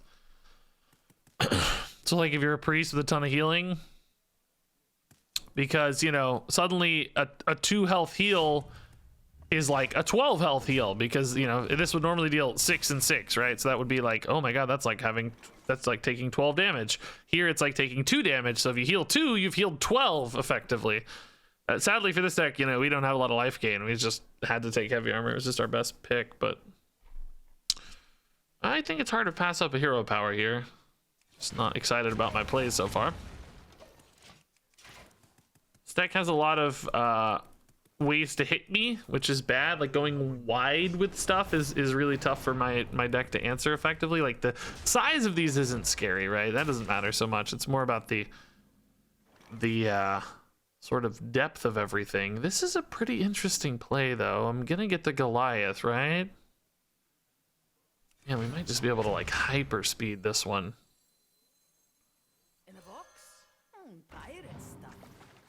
It's already down to 2. Sadly, I kind of need that gnomish army knife to like just hit for 1 billion and heal for 1 billion, you know? The army knife's kind of good on anything just to heal, you know, you don't need a ton of healing.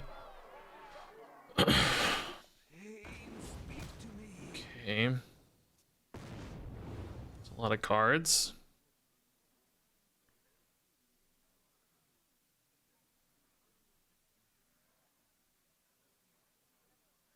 $34 is currently a magic number for me, but I need faceless. Sadly, the Watley means my Talon is not guaranteed to hit my faceless like it used to be, right? Oh. Or or maybe it is. Okay, this is fine. It's always faceless here, right? Yeah. This is not what we stood for. I am gonna burn a card probably, but we don't care, do we? We have a full combo. I just need the hero power on 6, and then on turn 7 I have combo. As long as they don't heal.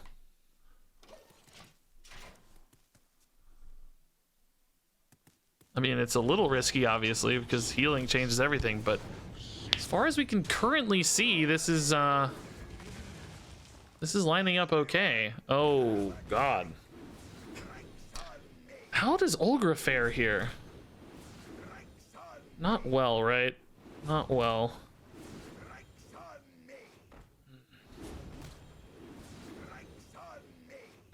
She doesn't do enough, right? She gains, there's just too much damage, right? She gains, you know, a lot, but she gains 7. She goes to 14 health. That only kills a few minions, right?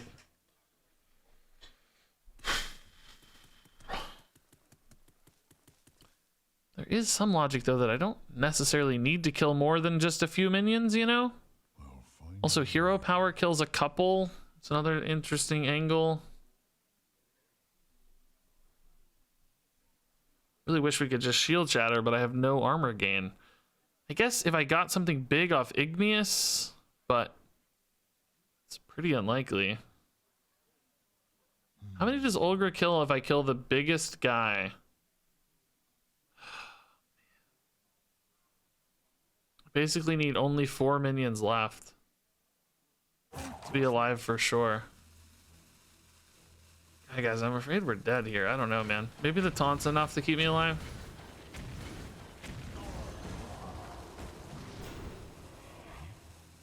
Oh,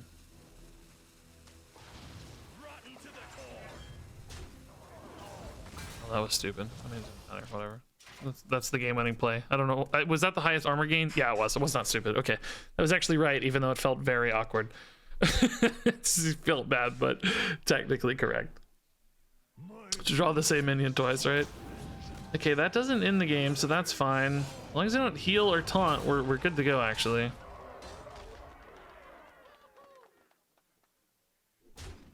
I don't think they knew how that worked. Most people don't when they see it the first time. It is very counterintuitive. They have any sort of like direct damage, a bash times 2 somehow, something like that, right? Oh, if that guy had charge, jeez, that would kill me. Okay, cool. Oh, I got a coin. Don't mess up coin, bro. Wow, perfectly mathed out here. Just perfect. I don't know if I did that intentionally. I can't claim it was super perfect, but we knew the line was there at least. I bet they are salty. I would be real salty. I would be real salty if that happened to me, I think. Sidekick is actually a decent, like, Goliath replacement almost. Like, he's just big, I guess. Not really that big yet, though. Militia Horn. I don't really want to shuffle stuff into the deck. Puzzle Box, I mean, it's not very useful. I think it's this. I actually like the other guy that gets bigger every turn better, though. If we could get him. Ranker seems pretty nice. City Architect is weirdly okay. Just a defensive kind of card. Olgra Patron Combatant. I mean, these are all right again, but not my favorite. I like the life gain here. Cargo Guard does break our Harbor Scamp Tutor. We don't always get Goliath off the Harbor Scamp. Are we really stressed about that? I have Watley as another tutor now, and I have Talon as a tutor, so I don't think I'm stressed about it. I think the upsides here are worth it comparative to the other buckets. I think I'm all right with this. What were our other passive options? I don't remember, but they were bad. Like Battlecry minions cost 1 less or 2 less or whatever. Not the draw one, the other one, the discount one, and then God, beyond that, I have no idea.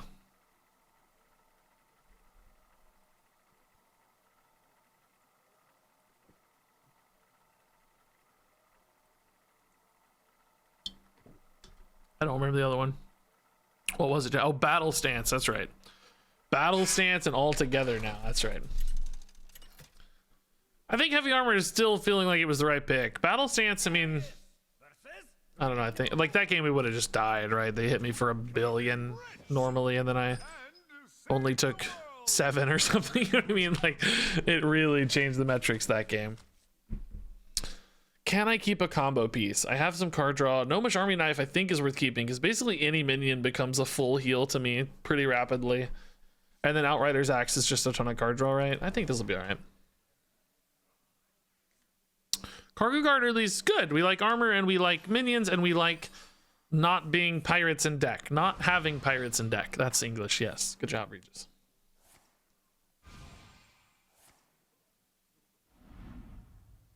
A passive that steals one of your opponent's passives would be good.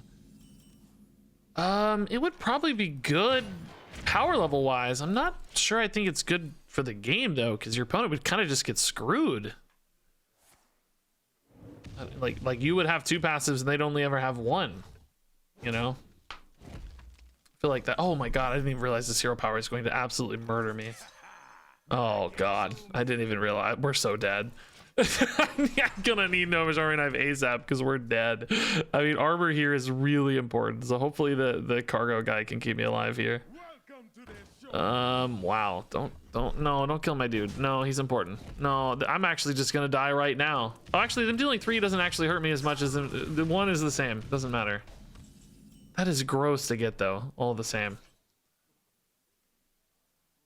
Oh, I'm basically dead, man. I'm basically just dead. I need to get a Gnomish Army Knife down as soon as possible somehow, but if I coin a sidekick, it's a whole nother turn. It's a whole nother 2 turns.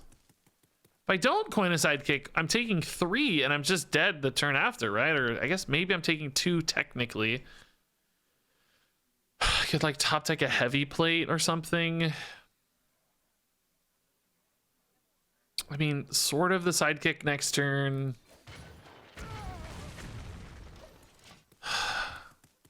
I'm taking 3 because of battle stance. I'm basically literally any damage spell kills me, I guess. Okay, well, we're just screwed. How do you beat this? I don't know how to beat this. Any direct damage spell and I'm dead. Cool. That's great. Oh, this is really good though. Oh, he's digging for a damage spell. Yeah, that's smart. I think that's a good call. Just try to win it now.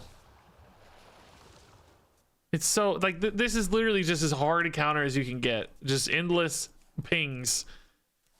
That's frustrating. Okay, he's still looking for a damage spell. 1 mana, you may not have one, right? It might be hard to find a 1 mana damage spell. He'll have arcane missiles though, because he's a god. He didn't have it. Okay, interesting. I think this gives me some outs. I need to play a minion here probably, right? To ensure a gnomish army knife. It's really a pain though.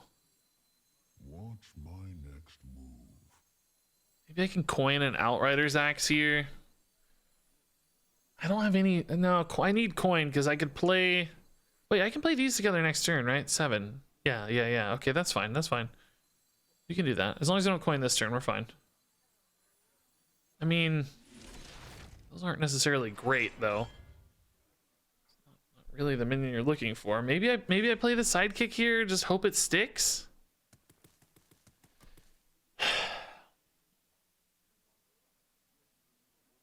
Yeah. The Mind Apocalypse, by the way, changed everything.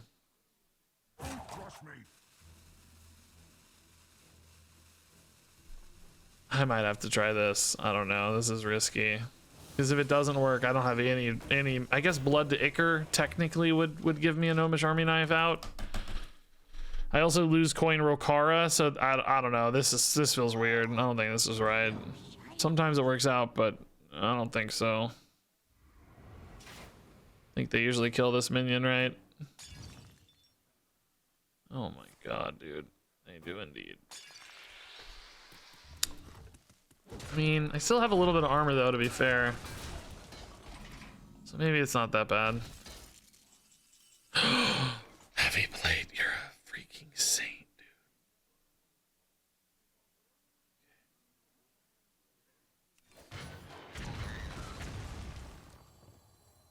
Next turn I can Rokara. Still taking some monster hits. Like this is hitting for full damage now because of the armor gain. Maybe Rokara can keep me alive though. The extra 2 damage here does actually matter. That's gross. It's really gross. I'm dead. I'm dead. Wow. How does this dude get all these hero power modifiers? This deck is such a hard counter to me. We almost got out of this mess, man. We almost did it, is what's frustrating. Ah. Man. Like, I feel like we actually almost got there. One different little line, like... Dude, that was close. That was really close. That was a fun game, but I'm glad we lost something different. It's just unfortunate it was such a hard counter, right? That's tough. Okay.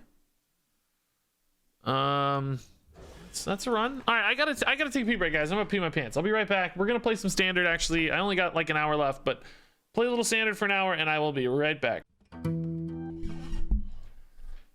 Alrighty. Standard. So which of these decks do you guys want to see? I got 2 decks.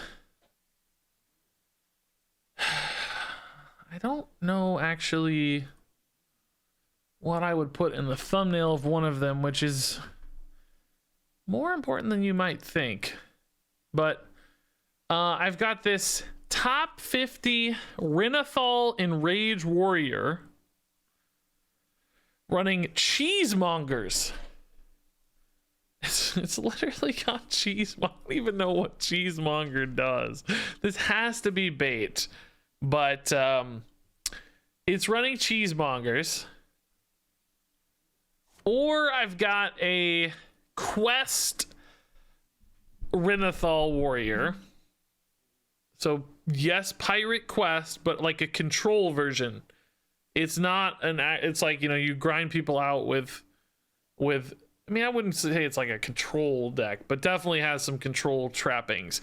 And it's running Suspicious Pirate, which I haven't even seen played yet. Renathal, Control Quest, or Cheesemonger. I think you guys are going to pick the Cheesemonger, but I do technically think this one would do a little bit better on YouTube. Because I could put this pirate in the thumbnail.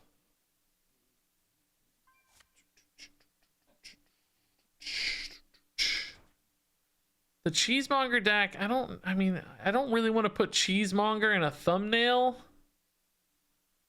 I mean, I could. I just wish he was like Castle Nathria themed in some way. Could I modify a Cheesemonger thumbnail to make him look like he's from Castle Nathria? You know what I mean?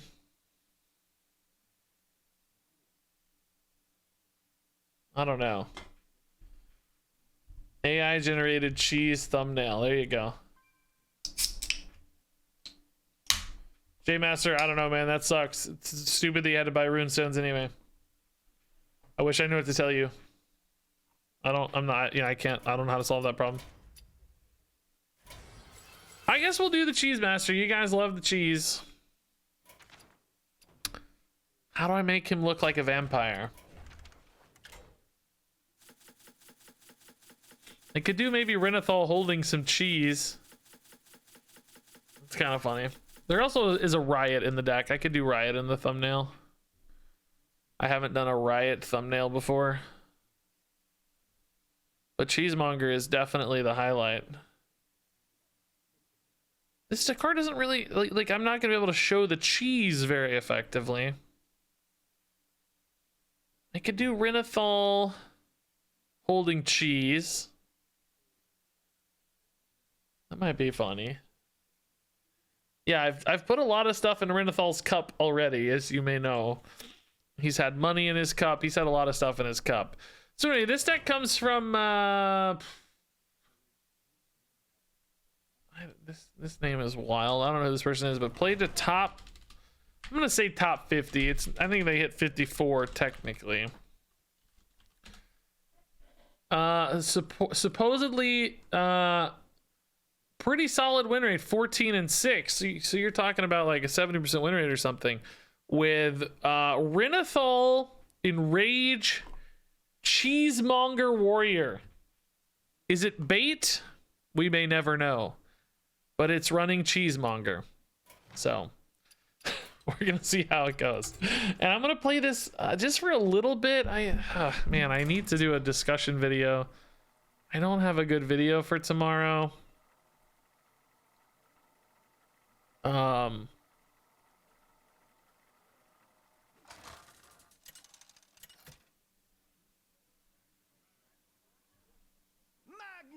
versus Morgul. I won't be left behind.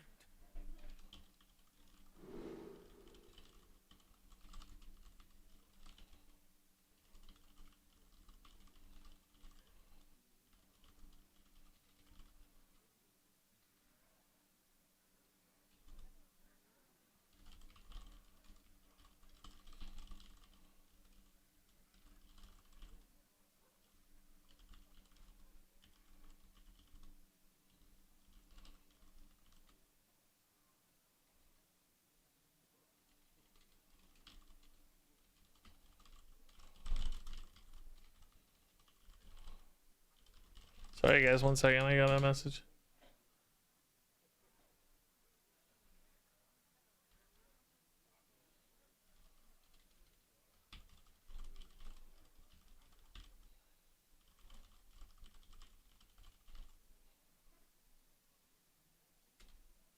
Oh god, I did mulligan. Oh god. Okay, hold up. I gotta we'll redo it. Sorry. Important message came through. Or I noticed it at least. I think it was old, but I saw it. Yes, underrated Nathria cards. Exactly. That's what we're gonna do later here in a minute, I think. I wanted to play a couple games of this, but that's probably a more reliable.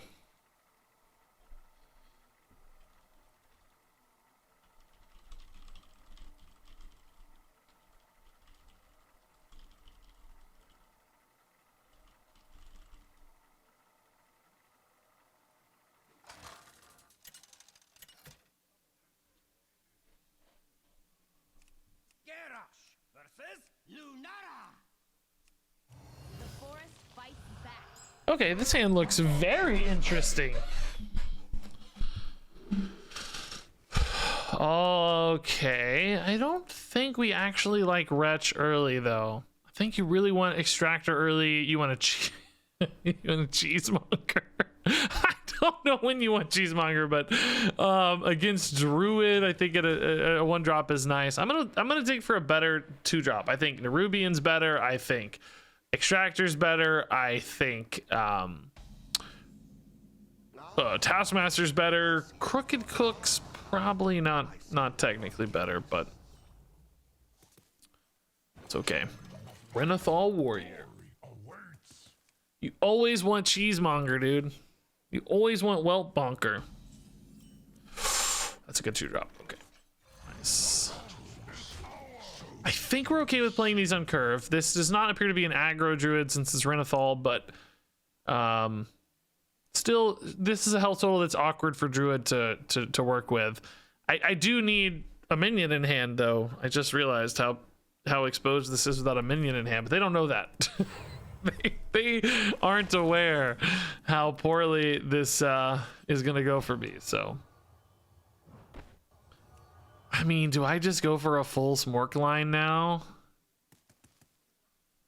Just buff both of these and hit really hard? I keep this minion in hand to hedge a little bit.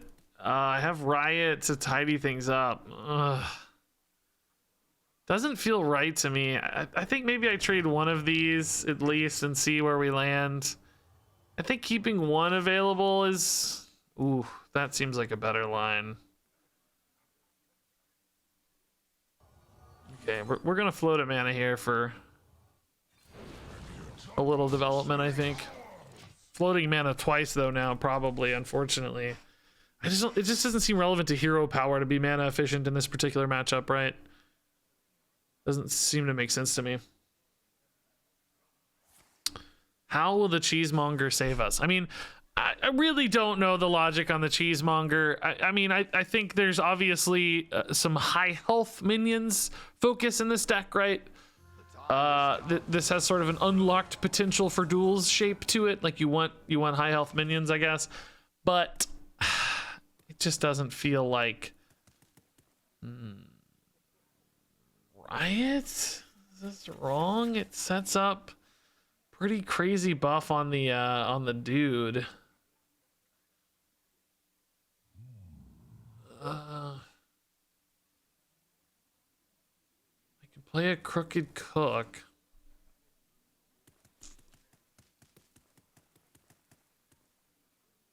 So early, but I can attack after, by the way, right? I haven't played this in a minute, but I think I can attack after, right? Yeah, I can, okay. Sadly, this did not hit in the right order, but that's, I don't know if that's always that way or if it's random, but either way, if we get the buff. I don't know if that's worth it, though. It's like it really exposes these a lot. We just don't have that much time, though. I mean, look at our hand, right? We don't have time to go long. I gotta create pressure here. Renathal's huge already. Okay. At least I can play order. Okay. That's good to know. Makes sense. Makes sense.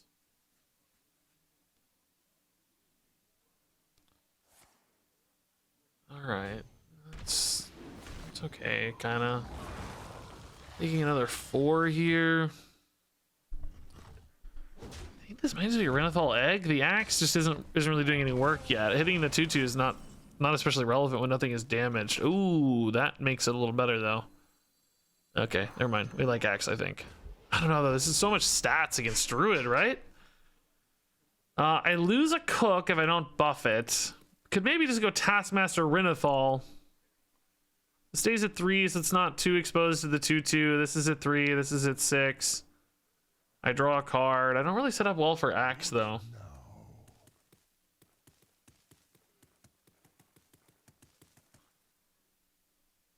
I think the Taskmaster has to come in.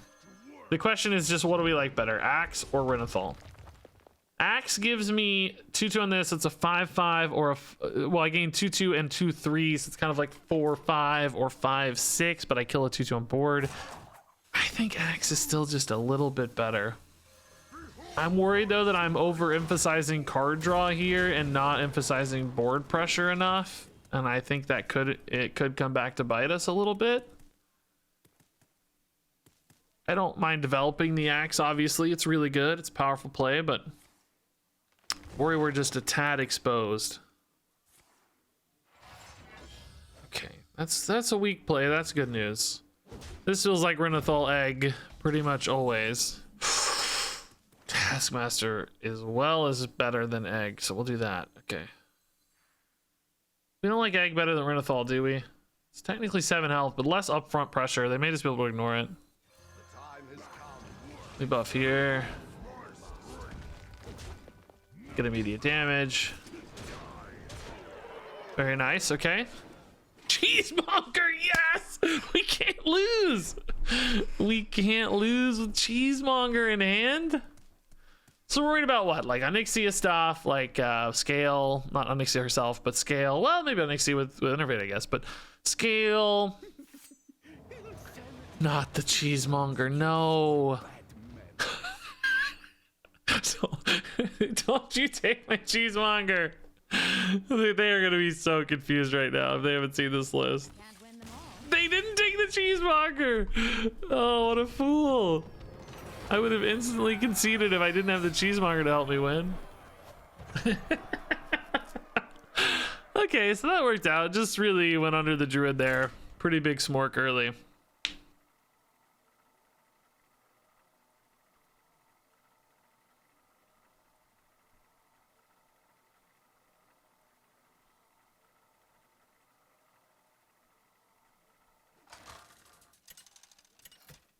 Doo-doo-doo.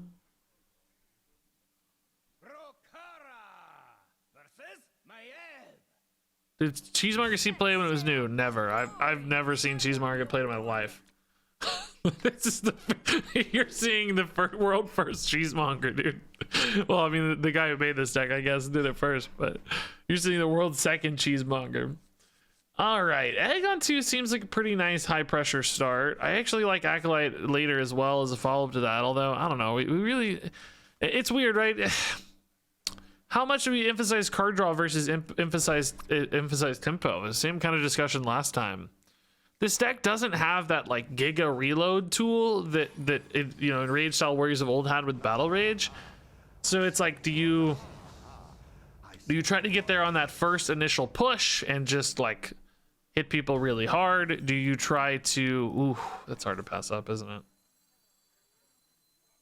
Yeah, we can still coin a Sanguine if we need to. So, you know, do you go for the first big push and try to win in one wave? Do you go for like subtle reload over time and kind of trickle draw without sacrificing too much tempo, but a little? Or do you go for, you know, prioritizing card draw and expand the game out over a longer time frame? I can see basically a few different approaches to that. Let's actually chill for now. If they're damaged, we can actually make this scarier in a future turn. Next turn we can double Sanguine and buff this for 1 billion if it's alive. May not be alive, of course, but can also get 1 billion damage. Oh, they're gonna hit it for me? Okay, no, yeah, okay. Getting a controlled amount, that's smart. Limit the upside here. Still pretty big though for me and free. I don't have to do anything now. Now I can just do whatever I want.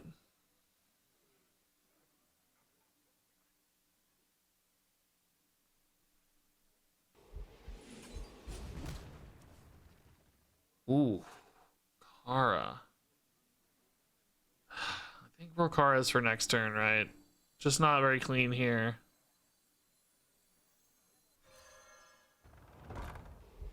This isn't very clean either, though.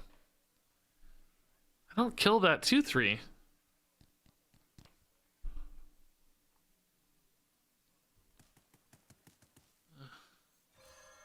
Guess I leave the 2/3 alive? This feels bad to me. I don't know. See, they're getting a card draw and I'm going for Smork, and I don't know that it's going to pan out. Ping it again, Regis. Ping it one more time, Regis. Do I just have to take the trade? Guess I can just ping it. That's fine too. I don't know. Overthinking it probably, but Hoping to get a cleaner line, but this is fine. I like keeping my dude alive too, but this is fine. All right. Kind of wanted to keep one sanguine up too, but this is fine. It's all fine. Rokara with no coin doesn't feel great. Putting a 5/5 in would feel nice, but ooh, Rokara Riot. They all attack, right? Problem is they don't get health buffs, but they still they take 4, right, is the problem, or effective. I'm left with a bunch of 1 health minions basically. Is that worth it just to develop a ton of damage? Usually it is, because Rogue isn't very effective at dealing with like wider boards. Yeah, let's do that. We riot first in this case, right? So that they gain health from Okara attacking as opposed to the other way around. There's only 1 attack? Are you sure? I thought last time they all attacked. Did I not kill the minion on the first hit last time? Oh, shoot. Well... Shoot. I thought the minion didn't die. Oh, yeah, you're right. I thought it was all, you know, there's things that send minions into negative health totals, right? Like there's all kinds of sequential, you know what I mean? Like, oh, that's not very strong play, thankfully. Things that resolve simultaneously, right? That's pretty common. Sad. I didn't know.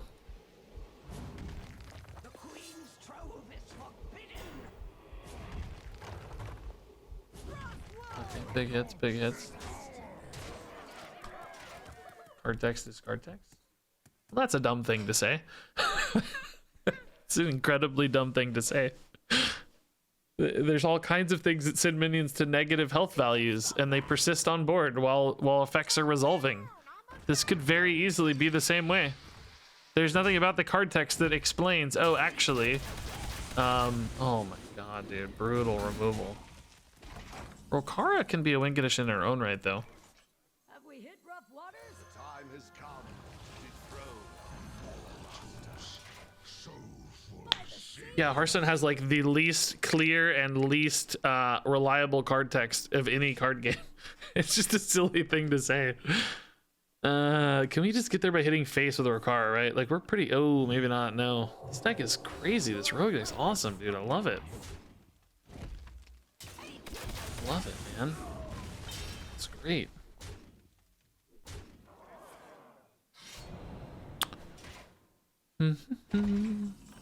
Cornelius? No, we do this, right? We hit for 4 here.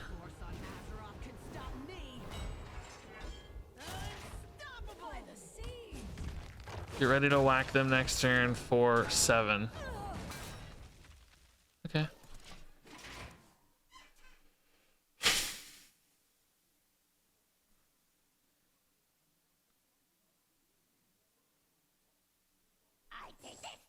They're digging for life gain. I love pinging a minion for extra damage off Rokara, by the way. That's a very cool effect. Oh, that's not a cool effect. It's like, that's 4. I need to be able to buff that one more time. I only have 6 damage here. I'm not dead yet, though, right? Like, can I still just set up a ping next turn? Still at 26. I don't feel like I'm gonna be dead.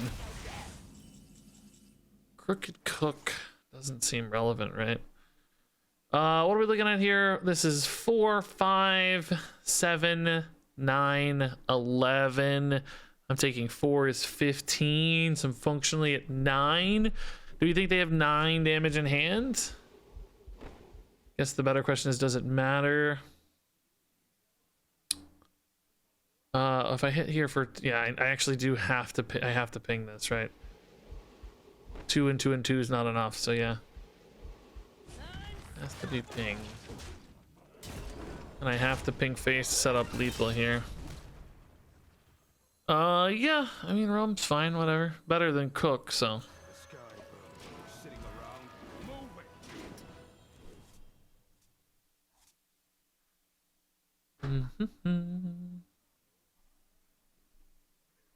So they need 9. Not impossible, but I don't think especially likely. They're looking for healing here. They could find it. Certainly could find it. I don't think we'd have any other lethals off the top. Still digging here. Mage, oh, they're getting rogue spells. Those don't usually matter much. Still could be something, I guess, but some other thief card into a heal of some sort.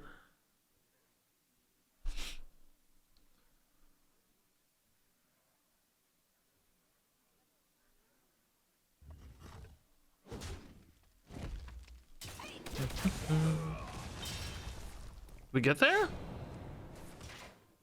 Oh no.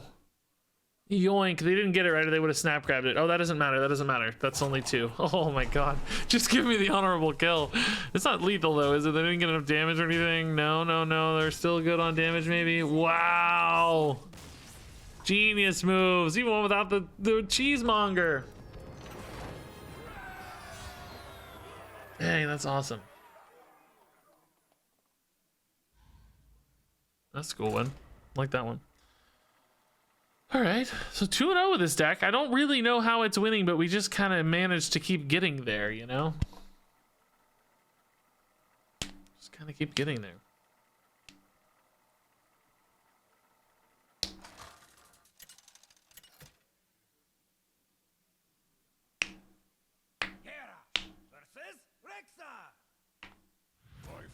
Kane, dude, I gotta be honest, your energy sucks, man. You keep arguing with everybody about somehow defending the clarity of card text. There are card texts that literally that are like thematic that don't even explain remotely what a card does. How are you gonna die on this hill? You're driving me crazy right now, man.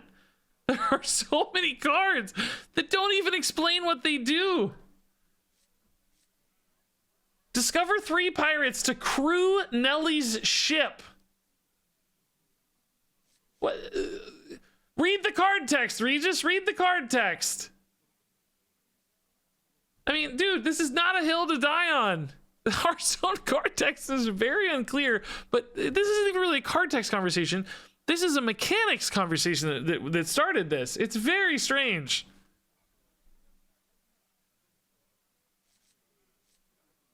Discover that crew, Regis. You just gotta read it. You just gotta read it. All right.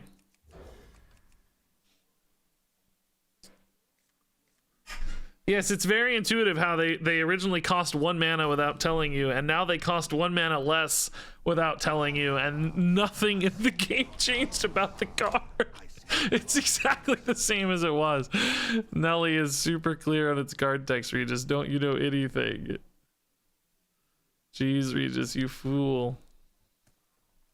I know that the actual ship says it, but that's my point, right? Is like you have to see all this stuff.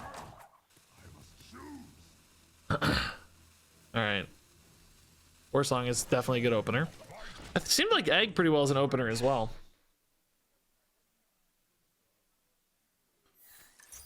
There are all kinds of like flavorful card text in Hearthstone that don't describe. I mean, Anelli's not even really the best example, but there was one from this set too. What was it this set that didn't explain what it did? Oh, like throw a minion, you know? Like you have to just see it. By the way, I like this. I'm not complaining about it. I think it's pretty cool to have flavorful card texts that have to be understood. Like you have to see them to kind of understand like what is throw a random minion from your hand at it. Even when I was playing that in our last deck, nobody knew that it could still attack afterwards if it had rush, right? No one knew that it procced attack triggers, because what does throwing at a minion mean? Like, so you know, like even with this card, there's like 3 layers of stuff that aren't properly explained in the card text, right? Throwing procs attack triggers, like that's weird. Why does that happen? How do you just have to see it to know it, right? There's no like magic secret here. Oh, I'm supposed to have the Rubian. I'm sad I didn't play my Acolyte of Pain though, man. Shoot, that was a mistake. Dang, I'm sad. I'm talking about attack triggers here instead of playing the game. You get to discover 3 pirates to be members of the crew on my friend Nellie's boat in Fort Lauderdale. Thank you for clearing it up. Thank you for clearing it up. So yeah, I don't know, man. I just feel like it's weird to be high and mighty about somebody having a question about a Hearthstone mechanic and saying read the text. It's okay to explain it and explain why it works. That's great. That's helpful. You know, like that's something we can appreciate. I'm you know, that's awesome. I'm glad people explain things, but to have the condescending read the text conversation in Hearthstone of all places just feels lousy to me. That seems lame. It doesn't get cheddar than this.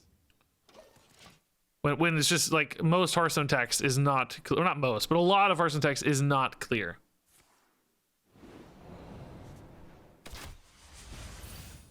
So even like Riot, which started this conversation, it literally says they each attack a random enemy minion.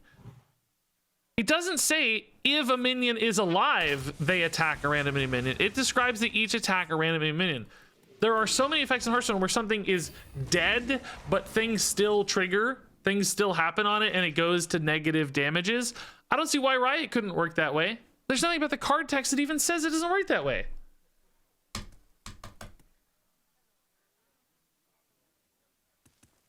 So I just, you know, I just don't think that attitude is great. It doesn't seem like the right attitude to have in Hearthstone. I'm sure in Magic the Gathering or somewhere it's probably more true. You know, most games have like crazy long card text and like really go into details, and there's a really extensive rule book and stuff. So I kind of get that attitude in other games. I mean, it still sounds a little condescending and douchey to me, but it's okay. I get it. Like, it's fun to be smart sometimes.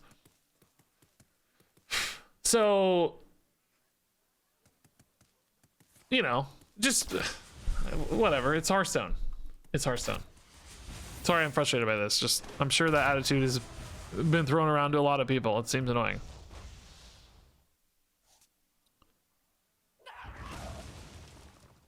Like, you know, just explain it. It's just explain how something works too. Like, why? I don't know why you need to explain it with a side of like shaming the people who don't understand something, right? What's that about? Just explain it. You don't need to shame people along the way. Yeah, I'm gonna get stuck. Yeah, I know. I don't understand the shame. Like, a lot of people just try to use shame for everything. It's such a silly weapon. I'm over this. It's okay. We don't need to talk about this today. This is an unimportant conversation today. Did my cheesemonger die? I'm so distracted. You guys are expecting me to play Hearthstone here, and I'm just not into it right now. I want to yell a little bit. I want to fight and fuss. I want to be angry a little bit here. Counter a spell. We're racing, baby. We're racing, baby. Let's go. The race is on, dude. Oh, I got the relic off it. Okay, cool. Yeah, that's helpful. Thank you, Cheesemonger, for your contribution here. Thank you. Pyro, thanks 100 bits, by the way. I don't know if I said that. I feel like I missed bits from MW Eggs earlier, too. Maybe. No, maybe not. Maybe just a message. I don't know. There's always Squid Game. I don't know. I gotta go soon, though.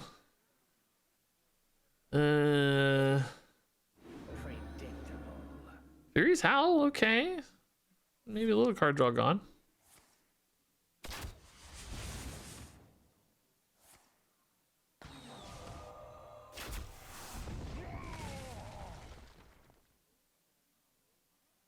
Magic? Yeah, I've heard of it.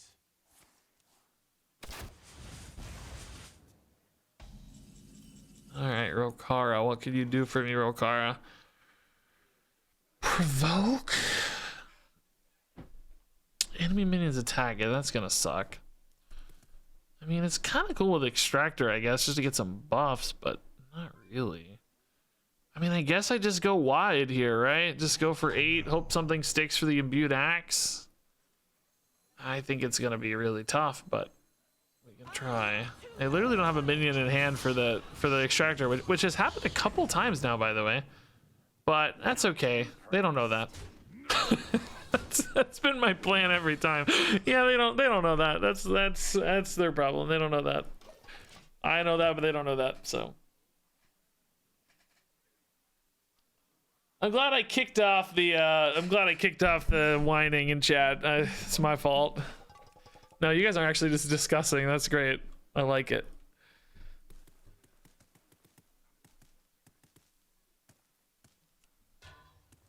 cheese value, man. If these 1/1s win the game, we're gonna feel really excited about the Cheesemonger.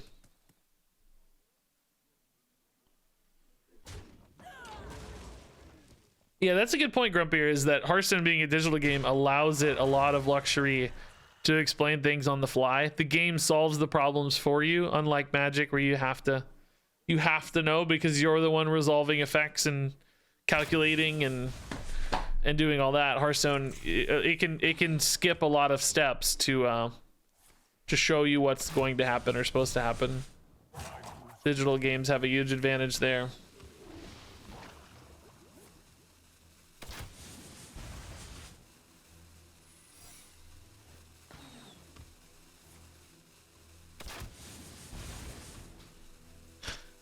Magic? What's that?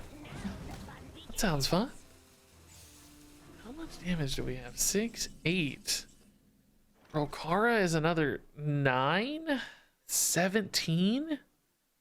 Do not tell me I'm one off lethal right now, bro. Well, that's assuming secrets as well. We don't have. It's probably a freezing trap, right? Yeah. So, I mean, this still feels like a Rokara, I think. It'll keep me alive for a turn, and we'll just win on board, I think. But sad we're just a little shy here of lethal, I think. I'll double check, I guess, but it's 8 and 9, yeah. 2 off. Was 1 off with this guy, right? There's no way for me to get extra damage, is there? In that case, I think we actually tidy up just a little bit here, right? Because we know we have 7 anyway with Rokara and hero power. So we might as well just clean up a little.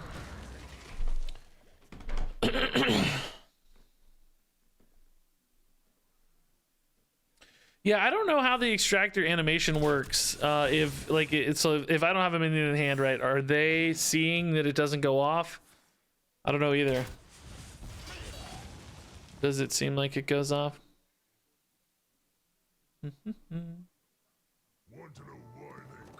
Provoke.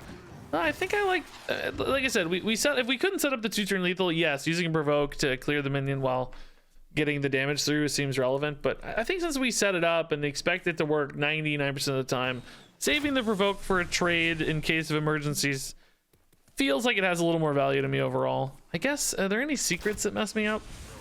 I didn't actually think a lot about secrets messing me up, but they shouldn't ever matter, right? Hunter secrets don't interact with face attacks in a meaningful way, or hero powers in a meaningful way right now in standard, right? So I think this sets it up okay. Wow, I totally zoned out of the game. It was actually a pretty good game. Once again, we're 3-0 with this one. Maybe that'll be fine in the video. I can rant a little bit in the video. Who knows? Hey, Mavs fan, dude. Thanks for the 21 months. Happy Monday, Regis. Getting tilted from Battlegrounds and Toxfin. Oh, really? I've been playing a fair bit of Battlegrounds off stream. I haven't gotten tilted by Toxfin just yet. I have gotten tilted by... What did I get tilted by the other day? I think it was performance related. Like, it was just really slow or something. I forget.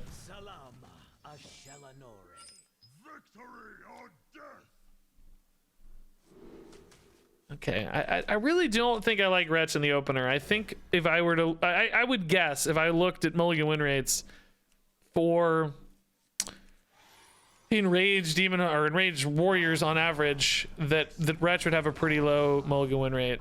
I think it's probably not really your best opener. I think you want to get it later. Oh, that one quest does take forever in Battlegrounds. Yes. I don't remember if that's what frustrated me or not, but it does take 100 years to animate, yeah. I prefer Pokemon Go, no cards to read, no guesswork, just throw a ball at a Pokemon's face. Easy peasy. I saw a lot of people playing Pokemon Go at the Botanical Garden yesterday. There was like some kind of thing going on. In general, the Botanical Garden was happening yesterday. Japanese festival brought the crowd despite the rain. It was packed. We got to see Little Ball of Hate there. Regis follower who subbed earlier. That's fun. He was cool. Nice. I'm always a little, you know, you're always a little bit wary of, at least I'm, you know, it's weird when people know who you are, but you don't know who people are. It's always like a little bit, Like, oh god. What did I say to this guy in chat? Was this the guy I just ran off for being a jerk about card text, you know? And then it's like, oh god, no. They see me coming. But so far, literally everyone who's ever literally anyone who's talked to me so far has been a great joy.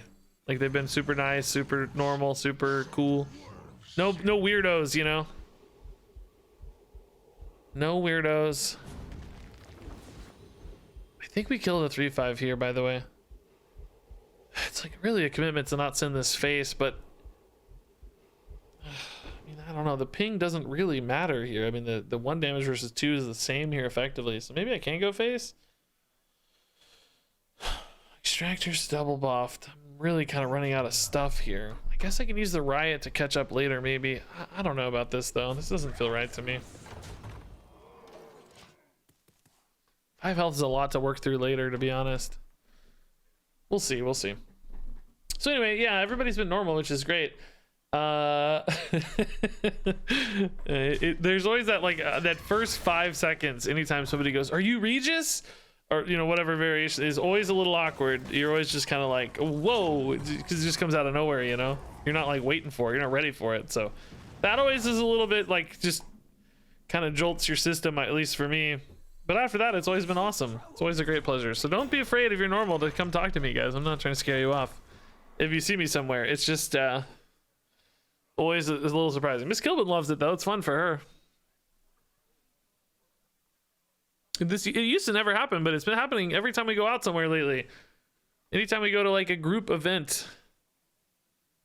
It's wild. If you're not normal, I mean, you know, just you know, just wave at me from afar or something, you know.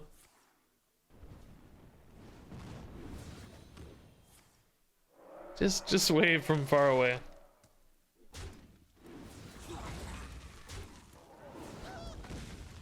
All right, this stuff's getting big. I gotta concentrate more, man. I'm not paying enough attention here, guys. This is not really a great turn to go for big damage, right? I think I should probably just develop a Renathal in that case.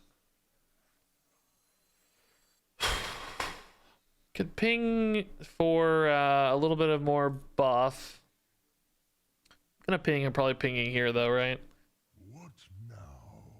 Slam you don't really want to use. Cook and Renathal seems fine here. I'll actually trade too. I don't think I need the buff as much as I need more resources, right? Yeah, this is fine. That's a good resource. Good if it gets buffed too. No buff, sadly. Yeah, you know, it's always nerve-wracking overcommitting against mage, but I don't think it's a choice we have. Thankfully, even with Cheesemonger's in hand, let's go. We can't lose now. This is it. It would be a shame if I distracted you from gameplay. Yeah, no, I'm not feeling like in the zone on this right now. Part of it is not having the headset. It's harder to concentrate on standard for some reason. Might have to put the headset back on to concentrate more. I don't know. That is big Grom buffs. Holy crap. Cheesemonger got fat too. Cheesemonger got even fatter, actually. I mean, I think we Monger face, right? We're going to draw 2 here as a reload. I don't think Riot feels worth it, personally. But Cheesemonger feels great. Hit for 12. Draw 2. Grom is still chilling. We've got Slam Grom on 9 for like 12 damage. That's great. Dude, how can we lose? What kind of spells do you think we're gonna get, guys? Oh, 4-mana spell. Oh, that's a good one. That's damage.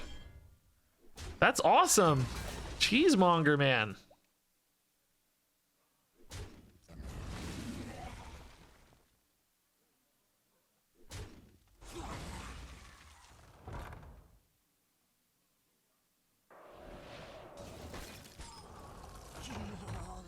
All right, that's a big freeze, but the Monger lives. So Grom isn't really necessary here. This feels like a decent Riot turn, probably. We can hit for what, 8, 9, 11.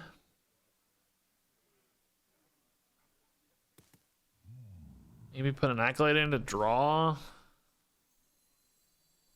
Oh, I can't Riot if I go for Acolyte. I mean, do we like the Riot? I mean, it's not bad. It definitely tidies up quite a bit of the board. I don't know when it's going to get much better is the kind of thought about it, right? I don't know when it's going to get a lot better.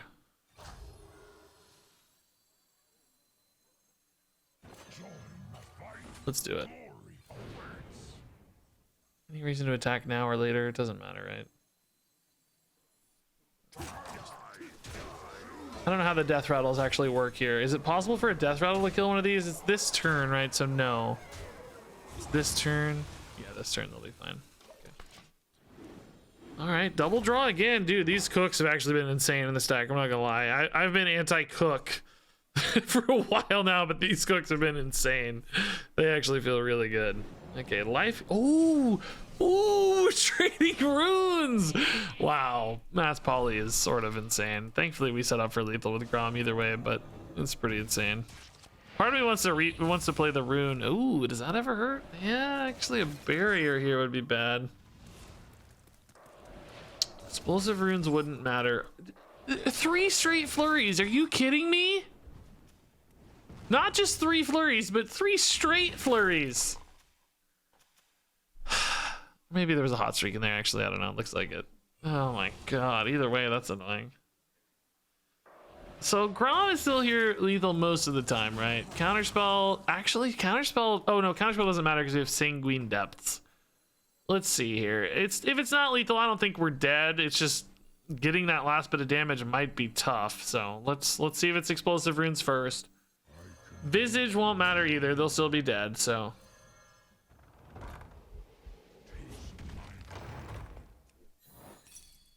Wow, they actually got barrier. That is so frustrating, dude. What a god tier rune.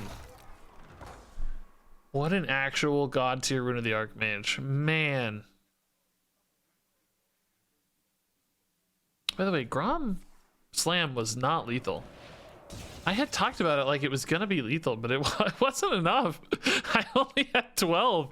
I needed the location. I don't know. Yeah, I have cheese lethal. It's true. It's true. Cheese man lethal will be the thing. That's gonna be great. 7 is possible with a crazed wretch as well. With is slam enough? No, that'd only be 6, right? Oh, another 3 gains. Okay, another 4 gained. Wow. All right. Not respecting the Grom just yet. Would any sort of silence effect here help me? I don't know. You guys know what time it is, though. Let's go. Return the favor. If a man is solid, but it's a 2/2. First flame. Okay, sure. Take it. Flame strike's not bad. Yeah, I can clear now. Deathborn's not bad. Okay, would have liked that order to be a little differently, but that's all right. Flurry, hot streak, snap, freeze. That's frustrating.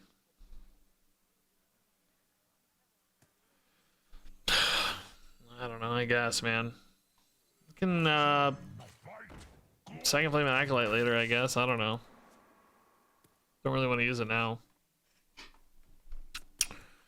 So 14 to go. I mean, we did clear the board. That's a fine rune. I can't complain about that rune. That's okay. Yeah, I thought the snap freeze might kill Grom too. I was gonna be outraged. It probably doesn't really matter much because I don't think this Grom will ever attack anyway, but I was still gonna be outraged, I'll tell you. Either way, I was gonna be angry. Can I make this 1/3 big enough ever to oh no, it's dead. Never mind. Can't. Confirmed. I cannot. Okay, Cornelius is a lot of draw. Sure, I can ping off some 1/1s here. I might just be able to draw like some wretches to set up some lethals, maybe. They're not yet, but I'm not in a giant hurry quite yet either. I think I could just do this and roam and chill, maybe. Trying to find some stuff that kills the opponent. Rokara definitely starts killing the opponent as well. Yeah, maybe we just start here.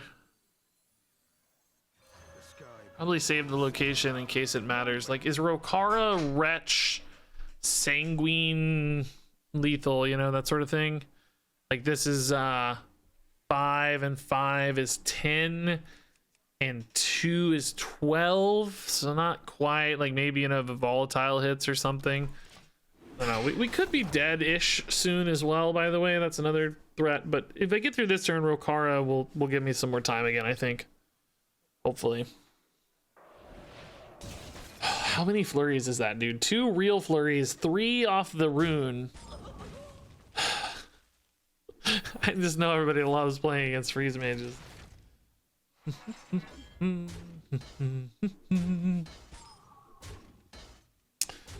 Every Instagram picture you take with your wife looks the same except with a different background. Do you and RegisKillbin practice your smiles? I mean, not we're not like in a dojo. Like I don't know, I guess I just smile the same way. I'm not sure.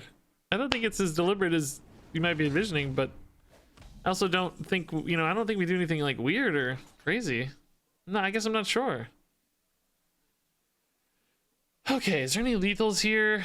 Like Wretch, thing is, what did we say? That's 5, 7. This would be, I can't attack, so no, that's not it. Rokara also can't attack, but Rokara can hero power at least. I think that's probably worth the trouble, right?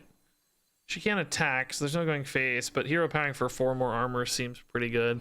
I think I'll just second flame a threat as well. We got to be really worried about Kel'Thuzad, of course, now. Oh, she can attack. I forgot that's how that works. Oh my god, that's even better. I forgot.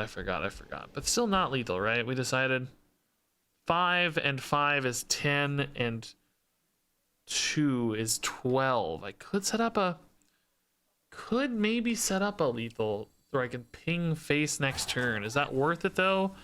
Then I could just do that anyway next turn, right? No, it's not worth it because I can just do that anyway next turn. If I hit face here, it's the same difference next turn, right? And that way I have a little bit more life to work with.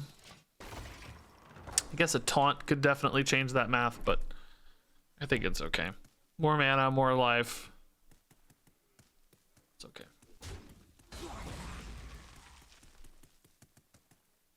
I guess if I get frozen. Oh, solid alibi. Yeah, that's annoying too.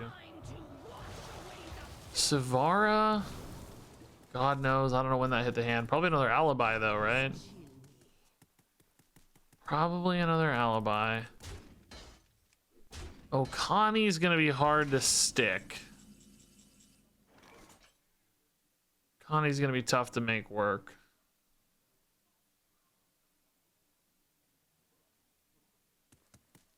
This is such an awkward setup here.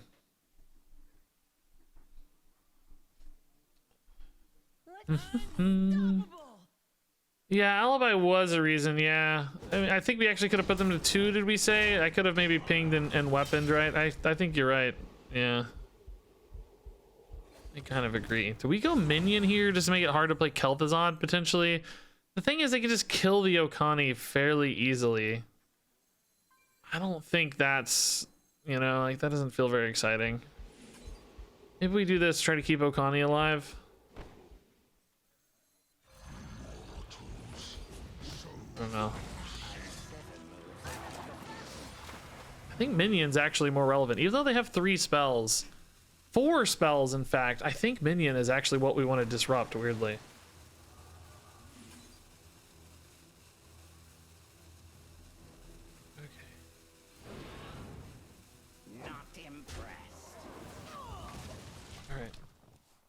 I don't know. Maybe I should have done it the other way around, right?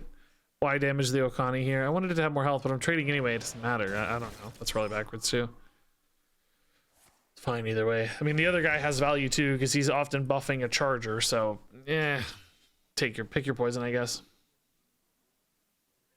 So again, we have enough here if they don't armor up, or taunt, or freeze. We have a few. The minion counter there doesn't seem super relevant, but probably not bad. Looks like we're gonna get there maybe. Freeze there doesn't matter. Okay. That should do it. Nice. Very cool.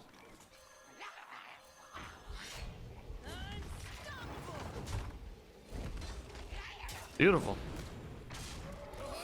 Dude, we've won 4 straight games. All the games. We haven't lost yet. Every game. I conceded our first game because I missed the mulligan, but every game since we've won. And Cheesemonger was OP.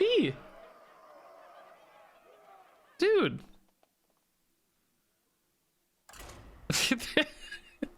Oh, I can't. Oh, I can't play another game. I gotta take a break. We gotta do a quick discussion. I got 18 minutes to do this really quick discussion, guys. We're gonna do a we're gonna have you guys chime in with chat, okay? I need you guys to help. We're gonna talk about underrated Hearthstone cards. Okay, underrated Hearthstone cards. I need you guys to say really smart things and help me talk about underrated Hearthstone cards. So let's go. I got to do this pretty quick. So we're going to be efficient. We're going to be quick and efficient as always. Cheesemonger is the #1 underrated Hearthstone card. Yeah, good point. So, all right, folks, let's talk about the underrated Hearthstone cards of Castle Nathria. These are cards that were rated pretty poorly by the community, but then actually got played quite a lot. So in other words, there's a big difference between expectations and reality, and in this case it's cards that exceeded expectations. And I'll be honest, there's a couple weird ones in this list, like Murloc Holmes, for instance. I think this is going to be hotly debated, but that's what we're going to talk about, because I am just reporting the data here and we're interpreting the results as the data suggests. So for instance, Murloc Holmes was rated at 3 stars, literally by both myself and the community, exactly 3 stars. But in reality, Murloc Holmes actually is a card that got played a lot. And I think some of you will be scratching your head at that a little bit. Like, wait, I don't really see that much Murloc Holmes. And it's true that right now he's not really getting played that much. He's still popping into decks here and there, often Renathal decks that are looking for a little bit of extra value. Like I just saw a top 50 Legend Warrior deck that was running Murloc Holmes today or something, for instance. So like he shows up, you know, he's doing his thing. But the real reason he got such a high peak play rate, where he peaked in 14.4% of decks, was, if you guys remember, Control Shaman.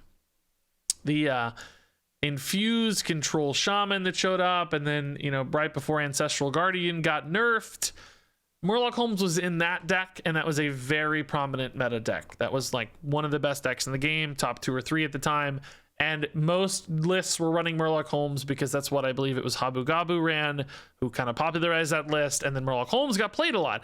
Now, I would argue Murloc Holmes wasn't really the best card in that deck. Maybe if you're literally the best player in the world, he's awesome, or, you know, top 500 legend or something, he's great, maybe, because you kind of have a really good game instinct, but for most players, he really wasn't that good. And I would argue he has not actually been underrated. I think he's sort of lived up to the 3-star expectation in most ways. He's looking like a 3-star card right now, and outside of that one really specific scenario where he was probably being played unnecessarily, I don't really think Murloc Holmes has been underrated. So that said, right, technically speaking, from the data analysis that I did, you know, Murloc Holmes was rated, I actually don't have the numbers, but let's say he was rated like 80th as a 3.0 star card. That's roughly correct, I think. He was, oh, actually, I have it. It's 87th. He was rated 87th, right? So he was well in the bottom half of Hearthstone cards for Castle Nathria, but in reality, he peaked at 23rd played rate, peak played rate. So that is a difference of 64 positions. So he was 64 cards better than people expected. And that is the 10th most underrated card in Hearthstone. So again, I'm reporting the data as it exists. I don't really think the sentiment backs this one up. I feel like he's pretty firmly a 3-star card. I actually think everybody kind of nailed it. He is very situational, very hard to get reliable results from, and therefore in a pretty limited number of lists. So interesting scenario here where the data says something different, primarily because that peak played rate is a little elevated, I think, from what reality actually paints as a picture. Fun card indeed. Yeah, I agree with you there. I think he's actually very fun. And yeah, if you want to put him in every deck, you do you. He's awesome. I still have not actually hit a Murloc Holmes. So, oh, whoops, wrong thing. All right. So next up, number 9 card is Kel'Thuzad the Inevitable. This was rated at 3.5 stars. I rated this one 4 stars, but in reality, he peaked at 18.6% of decks. And this is another one where, you know, a 3.5 star rating doesn't sound that bad, but I would encourage you to note that on average, player ratings are elevated. Like there's no 1-star card when you talk about averages from the community, which I guess I didn't emphasize. These are community ratings. I need to specify. I need to be able to edit that into the video real quick. So the ratings here are based on community ratings from third-party sites. Murloc Holmes got a 3-star rating from the community, and Regis gave him 3 stars. Hello, Mrs. Kilbin. I'm trying to finish this up. I didn't forget. I'm gonna need about 30 minutes. That's okay. So 3 stars by the community, 3 stars by myself. Okay, so Kel'Thuzad was rated 3.5 stars by the community, 4 stars by me. In reality, of course, we know Kel'Thuzad's being played a lot in spooky mages, as HS Replay calls them, skeleton mages, Kel'Thuzad mages, as a reward, a payoff card for big volatile skeleton boards, which isn't actually the number 1 way to play mage right now. Big spell mage is a little bit more popular, which doesn't always have this card, but a really nice win condition that has proved to be valuable. Skeleton mages got there, and Kel'Thuzad, of course, is the big peak finisher for skeleton mages, alongside Denathrius, basically having a kind of dual win condition there. So he peaked in 18.6% of decks, which is a really high peak. You know, that's in the top 20 cards for played rate. But Kel'Thuzad, you know, was outside the top 60. I lost it. Oh no, where did it go? Yeah, he was 67th. So actually that's really close to dead middle of the expansion. So people thought this was a dead average card, right in the middle, basically the median card of all ratings, and in reality, of course, was pretty dang good. Showed up in 18% of decks. So pretty notable difference there for Kel'Thuzad. Skeleton package is only 8 other cards. You can fit into a lot of archetypes. Yeah, I think that's true. Like a pretty flexible thing to toss in. There are going to be more mage cards that show up, by the way. It's not just Kel'Thuzad here. So stay tuned.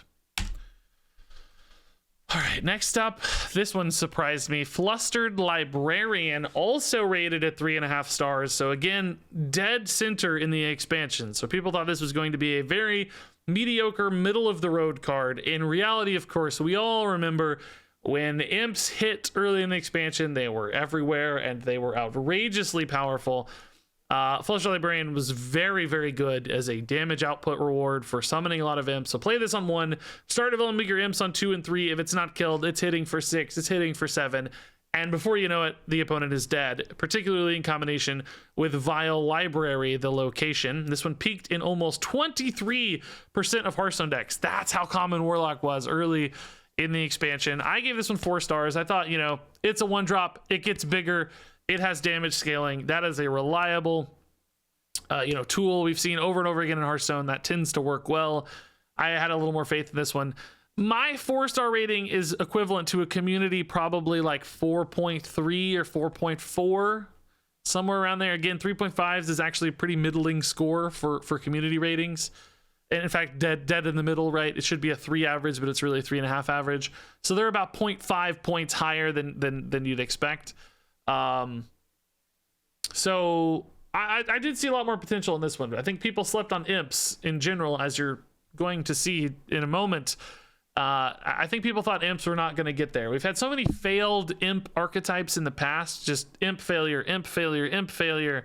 And to see one finally get there and work, I think surprised people. So they probably weren't expecting this to be quite as good. Speaking of which, Vile Library rated at 3.3 stars. Outside the top half of cards. I mean, just, people didn't think it had a lot of chance. I think people in general were low on locations. They thought locations are going to be weak. And as we've seen, they thought imps were going to be weak. When you combine that, Vile Library gets a pretty bad score here at 3.3. Again, I know 3.3 doesn't sound that bad. It's like, oh, well, that's middle. But compared to where it landed, which was one of the best cards in the expansion, an average score does not capture the power level, of course, of Vile Library. Easy 5-star card. I mean, it completely dominated the early expansion meta. Even 4 stars for me was underrating this one. Absolutely a home run. Got nerfed already. This is the original version of the card here, since this was the ratings people gave. Peaked in 23% of decks. I guess there were some lists that cut Librarian because it peaked a little lower, but pretty insane. Just absolutely home run card. You can't really get much stronger than this one. It felt so overpowering and crazy early on.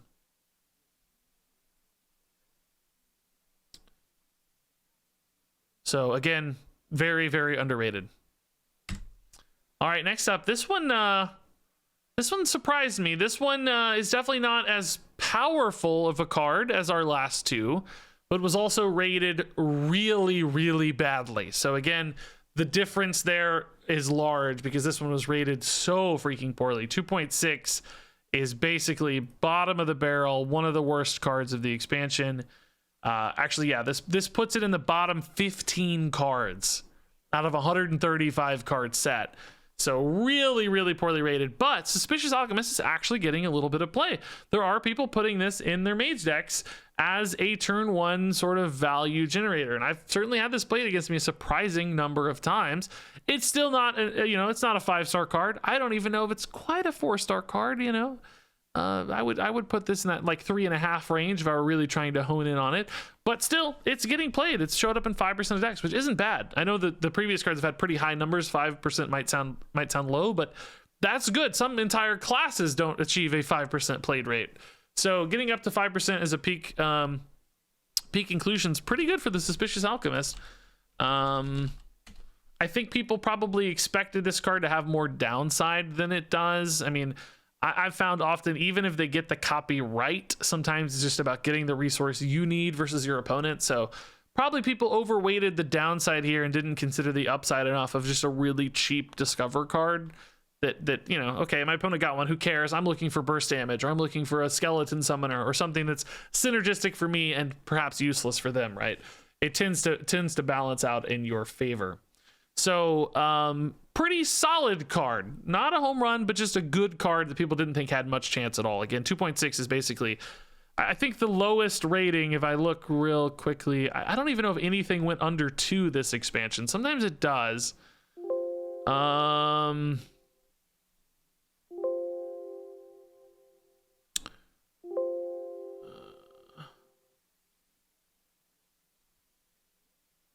Yeah, there were 3 cards under 2. Roosting Gargoyle, Stoneborn Accuser, and Sin-Fueled Golem, none of which have gotten any play. And then only another maybe 5 cards below this one. What I say, it's in the bottom 15, so, another 5 or 10 lower than this one. But it is very near the very bottom of the expansion. So, next up is the Famished Fool. This one was given 3.1 stars. So that's pretty low, well outside the halfway point. So in the bottom half of cards, really even, in the bottom third of cards at 3.1 stars. So not a high expectation here for the Famished Fool, but in reality peaked at 22.7% of decks. Again, this one went in line with Control Shaman. Much like we saw with Murloc Holmes, it's got a big initial boost because it was being played in those Control Infused Shaman decks as a card draw tool. Turns out Infused is way better than most people expected. People didn't think Infused was going to be any good, but it's actually pretty solid. We're seeing a lot of Infused cards being run. So I think in general, stuff that relied on Infused got a little bit of a, decline in ratings, or a unfair read in ratings. People thought Infused was going to be bad. Said it's good. Famished Fools found a deck that worked with it. I still see people tossing this into decks here and there. Not quite as popular as in the Control Shaman era, but still a pretty useful card. So I think this just got that Infuse penalty, basically. People don't like Infuse. Famished Fool is an Infuse card, and therefore, it doesn't get a good rating. Infuse 4 in particular probably seemed like a high total pre-expansion. I also only gave this one 3 stars. I thought it was pretty fringe. Thought 1 or 2 decks might need it as a card draw reload, but turns out some of the best decks actually used it, as opposed to a solid option here and there. So I underrated this one as well. This is, I think, a solid 4-star Hearthstone card. And the data certainly suggests so as well. So next up here, this one surprised me. Cold Case. 2.9 star rating. That's bad. That's really bad for community ratings. That's way down there, right? Under 3 is bad. But of course, you see cold case everywhere because mage is everywhere, and all the versions of mage are running cold case, whether they're more skeleton oriented. Maybe not all, but certainly many versions of mage are running cold case. I hate that I framed that weird. I feel like I want to restate that. All right, next up, this one's surprising. Cold case rated at 2.9 stars. That's terrible. It's an awful community rating, under 3. But in reality, of course, cold case everywhere. It's all over the ladder. You see this card so much in mage. Peaked at 19% of mage decks. A big part of skeleton builds, of course. Great armor gain. Great board summoning. And I was surprised by this rating. I gave this one 4 stars. I actually wasn't as high on the mage package in general. I didn't think all the skeleton cards were going to be great. As you'll see briefly soon. Shortly you'll see soon. As you'll see soon in this list. I gave one of them a pretty bad score, but I just thought cold case had like a general utility. I thought even if you weren't running a full skeleton package, you might be able to run cold case just because it's a nice little armor gain and a little board builder. You know, 2/2/2s that do some ping damage. That seemed useful to kind of slow down opponents while establishing a more defensive line. So I did see the line for cold case. I thought this one was going to be pretty good. I guess other people again were not sold on the skeleton package in general and thought this might be limited to skeletons specifically. That might be why this one got a low rating, but I have to admit this one shocked me. The rest of this list, I kind of get it. I understand why many of them were rated poorly. This one did really surprise me though. It's just a lot happening in this card. Frost energies, bodies on board, armor gain, ping damage. Like there's a lot of cool stuff there. I thought for sure some way or another this would find a home. So next up, this one's crazy. Collateral damage. 8 mana hunter spell, rated 2.5 stars by the community. I gave this one 3 stars, but honestly, I don't know why. I thought I gave this 2 stars. I double checked. I gave it 3. I thought I gave it 2. I thought this was gonna be bad. That 3 stars seems unfair. I don't know. I thought this was a bad card. I really thought this was a 2-star card. I don't know why it says 3, but that's what I said in the video. But in my heart of hearts, I thought it was gonna be really terrible. So don't give me any extra credit here. I did not think this was gonna be good. But collateral damage actually found a really big home in Face Hunter early in the expansion. It has fallen off since then for 2 reasons. Number one, Face Hunter is not as prominent as it was at the expansion release period. That first couple weeks, Face Hunter was very popular. This peaked in almost 10% of decks. That was all Face Hunter. But it actually had a bug. It got a bug fix in that first expansion patch, and since then it has plummeted. It used to do extra damage. I'm not going to explain exactly how the bug worked because I honestly don't remember the full details, but basically it was like double counting its excess damage in certain board states, and it would pump out damage more than you would expect it to when specifically doubled by the Twin Bow Naga card, whose name I don't remember. Twin Bow Terror Coil. If you doubled it with Twin Bow, this would go off twice and do weird stuff and give you extra damage, which I think really dramatically helped its play rate. You can actually see that with the Twin Bow Terror Coil chart here, but also we can probably pull up the collateral damage chart as well and see this thing just fall off hard. It was already declining, and then the patch hit and it plummeted even more. So now it's an only 1% of decks. So something with the bug fix or the meta change has definitely reined in collateral damage. So perhaps this is really about a 3-star card or a 2.5-star card. Maybe it was the bug that was propelling this to such great success. Maybe it was a meta fit. I don't know exactly what it was.